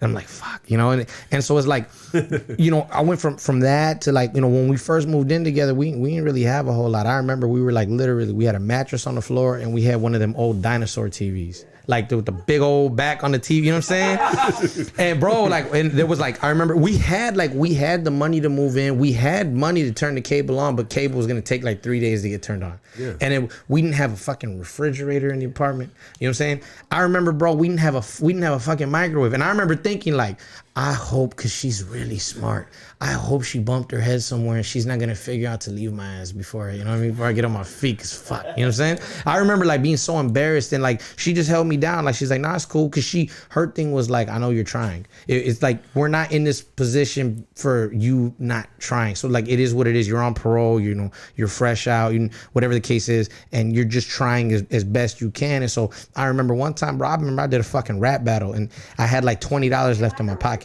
And so I remember I did a rap battle, right? Check this out. I battled, it was like a $10 entry fee and the winner wins like $120. And I told her I'm gonna go to this battle because I'm gonna win this battle. Like, cause she had been telling me like, oh, I'm trying to get a microwave. And I'm like, all right, cool, I'm gonna get you the money for that microwave.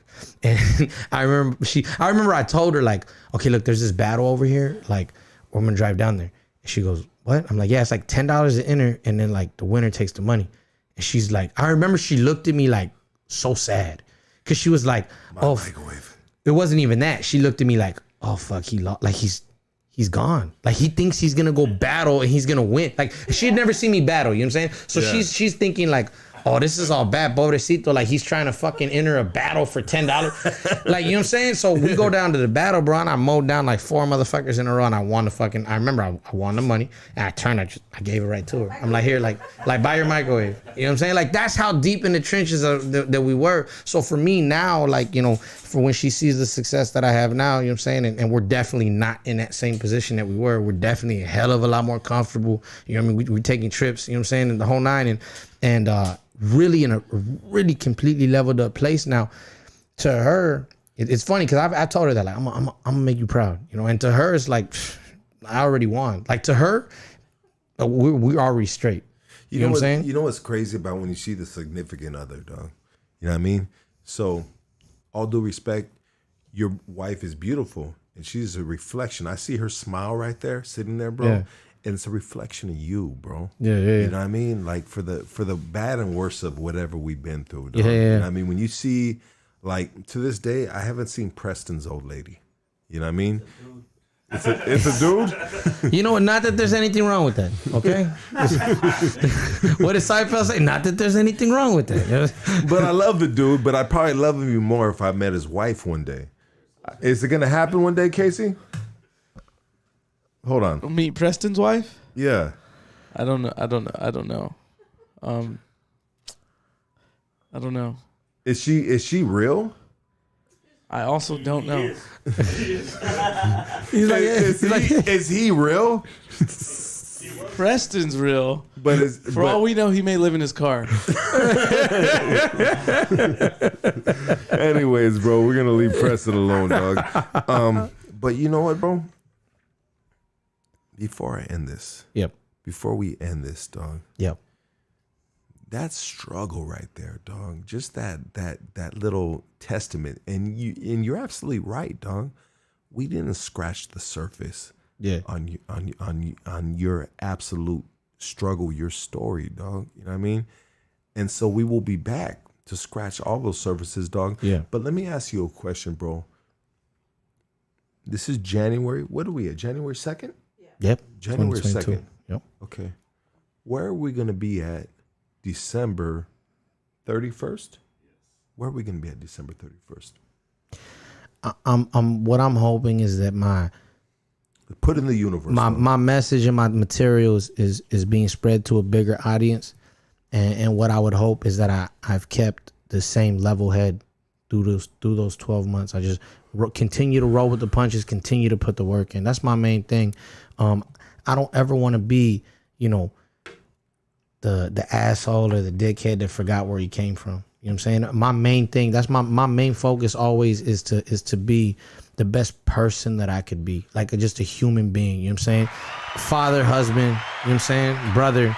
If I've done that, then I've done my job. And that's the same thing I tell my daughter. You know what I'm saying? If you could make $1 million and treat people like shit, and I'd be ashamed of you.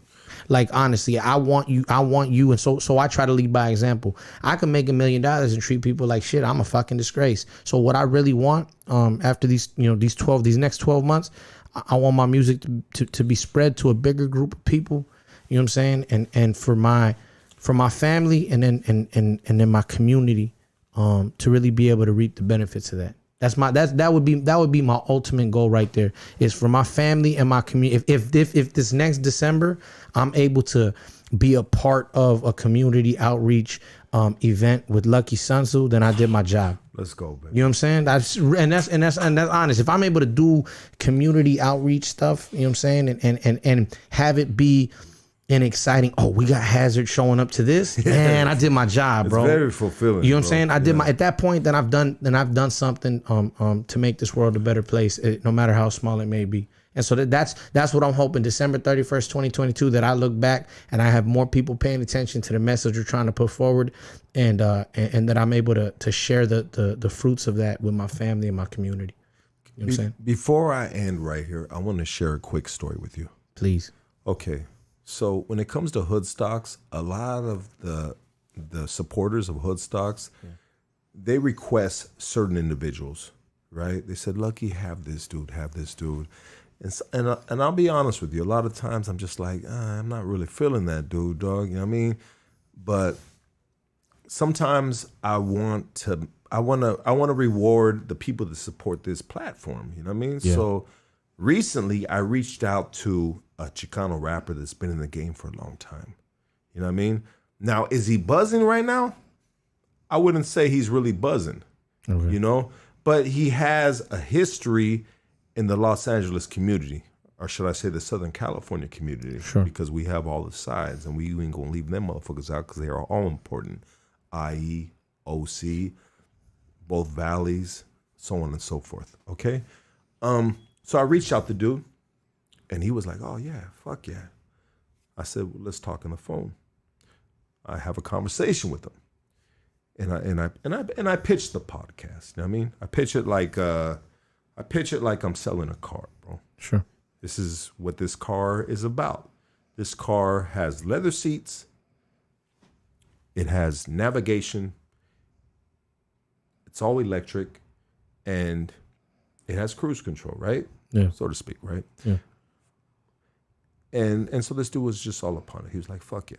You know, basically I'm telling him like, bro, this is the streets right here. This is what we're doing. We don't really usually do too many rappers. We don't usually do too many famous people. We like to keep it, you know what I mean?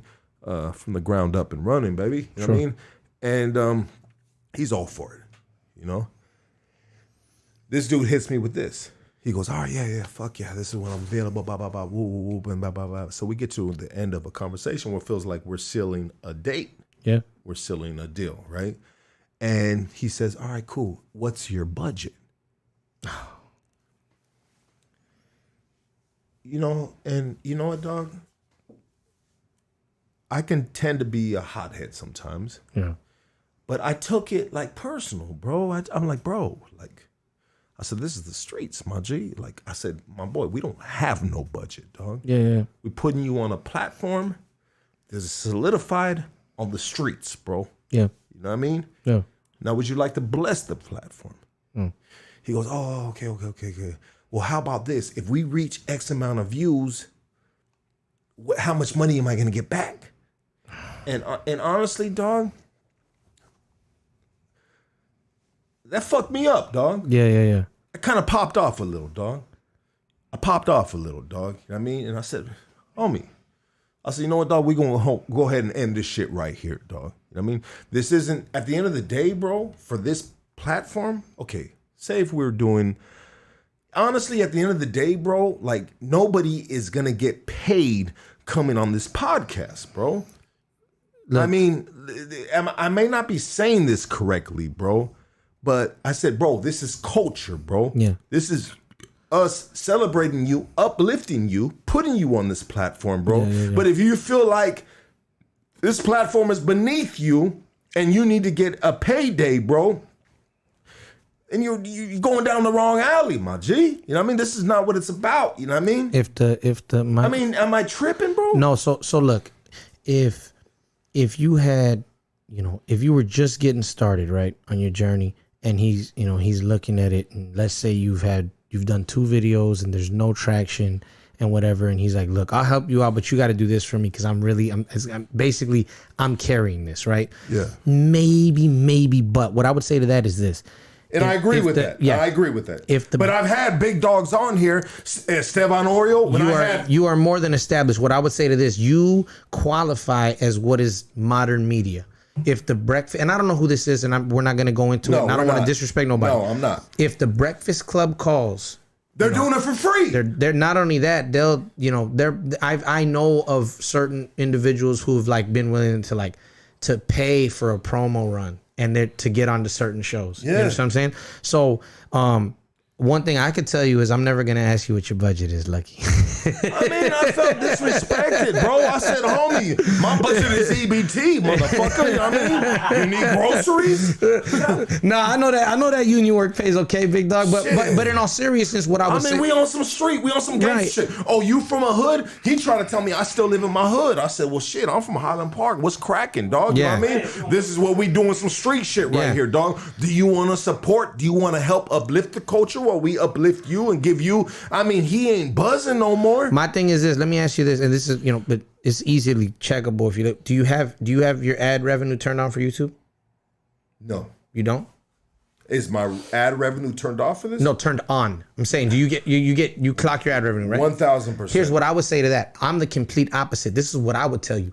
I hope this motherfucker goes viral and we do like 20 million, 30 million hits, and you make a gang of fucking money. And then I'll shake your hand at the end of it like, I'm glad I could help with that. That, you know what I'm saying? And to me... and if we did that, check it out. So I have homies. I'm going to throw a homie out. I'm going to throw Shooter out. Shooter, my G's the Shooter. He's not a fucking... He's not a rapper. He's not a fucking actor. Yeah. He's just a dude from the streets with an amazing story. Yeah. And he helped get this podcast on its feet. Sure. He's busted right now. He's doing a long stretch right now. And you know what, bro? I don't ever forget that, dog. Yeah. You know what I mean? He just I send him money periodically, dog. Yeah. And it's not because I feel I owe him, but it's because of me being a righteous dude, bro. Yeah. You got that coming, baby. Yeah. Off the rip. I don't give a fuck if you ain't in sight, homie. Yeah. You behind bars, dog. And the real motherfuckers, dog, are going to make sure you good, dog. Of course. You know what I mean? To this day, dog, my homies that are doing time, any of my homies that, I got to send dress outs to my homie Muggsy, dog. You know what I mean? You know, I'm just saying, dog, I send dress outs to my boys, dog. I show love. You ain't got to tell me. Yeah. Like, if we do numbers, if this podcast does numbers right here, bro, my boy, you know what I mean? You gonna come shopping at Hoodstocks Apparel. Hey. I mean, like, you got everything coming, baby. I give it, dog. Why? Because this podcast doesn't pay my bills. Right. My job pays my bills. Yeah. This podcast pays for itself, and I'm able to bear gifts and to show love, dog. You know what I mean? Sure. I mean, but it's crazy because when it comes to, say, an individual like myself, dog, you know what I mean? Okay, you want to, what's my budget? Okay, did you ask Adam 22 what your budget was? Yeah. No, you didn't, dog. You willing to fucking sell your soul to go on this fucking white boy's channel, you know what I mean? And tell all your shit. But I get it because he has numbers and you feel like the residuals are going to come back to what you're doing and shit right here. Yeah. But check it out, my boy. Let's invest in our own people, just like I'm doing with you. A thousand million percent. And you're doing with yes, me. Yes. It goes hand in hand, baby. Yes, you know what exactly. I mean? You know, bro, I don't want to get too far down this line because it's tricky. Yeah, I get it. It's tricky. Yeah. But one thing I'm not is a stingy, fucked up motherfucker, dog. Nah, man. If we do numbers, baby, then you're gonna eat too. Nah, dog. you've been nothing but gracious to me, Lucky. I really appreciate you. I thank you for your time. And like I said, let's do it again. This was fun. Hey, everybody give it for HAZERD, baby. We out of here.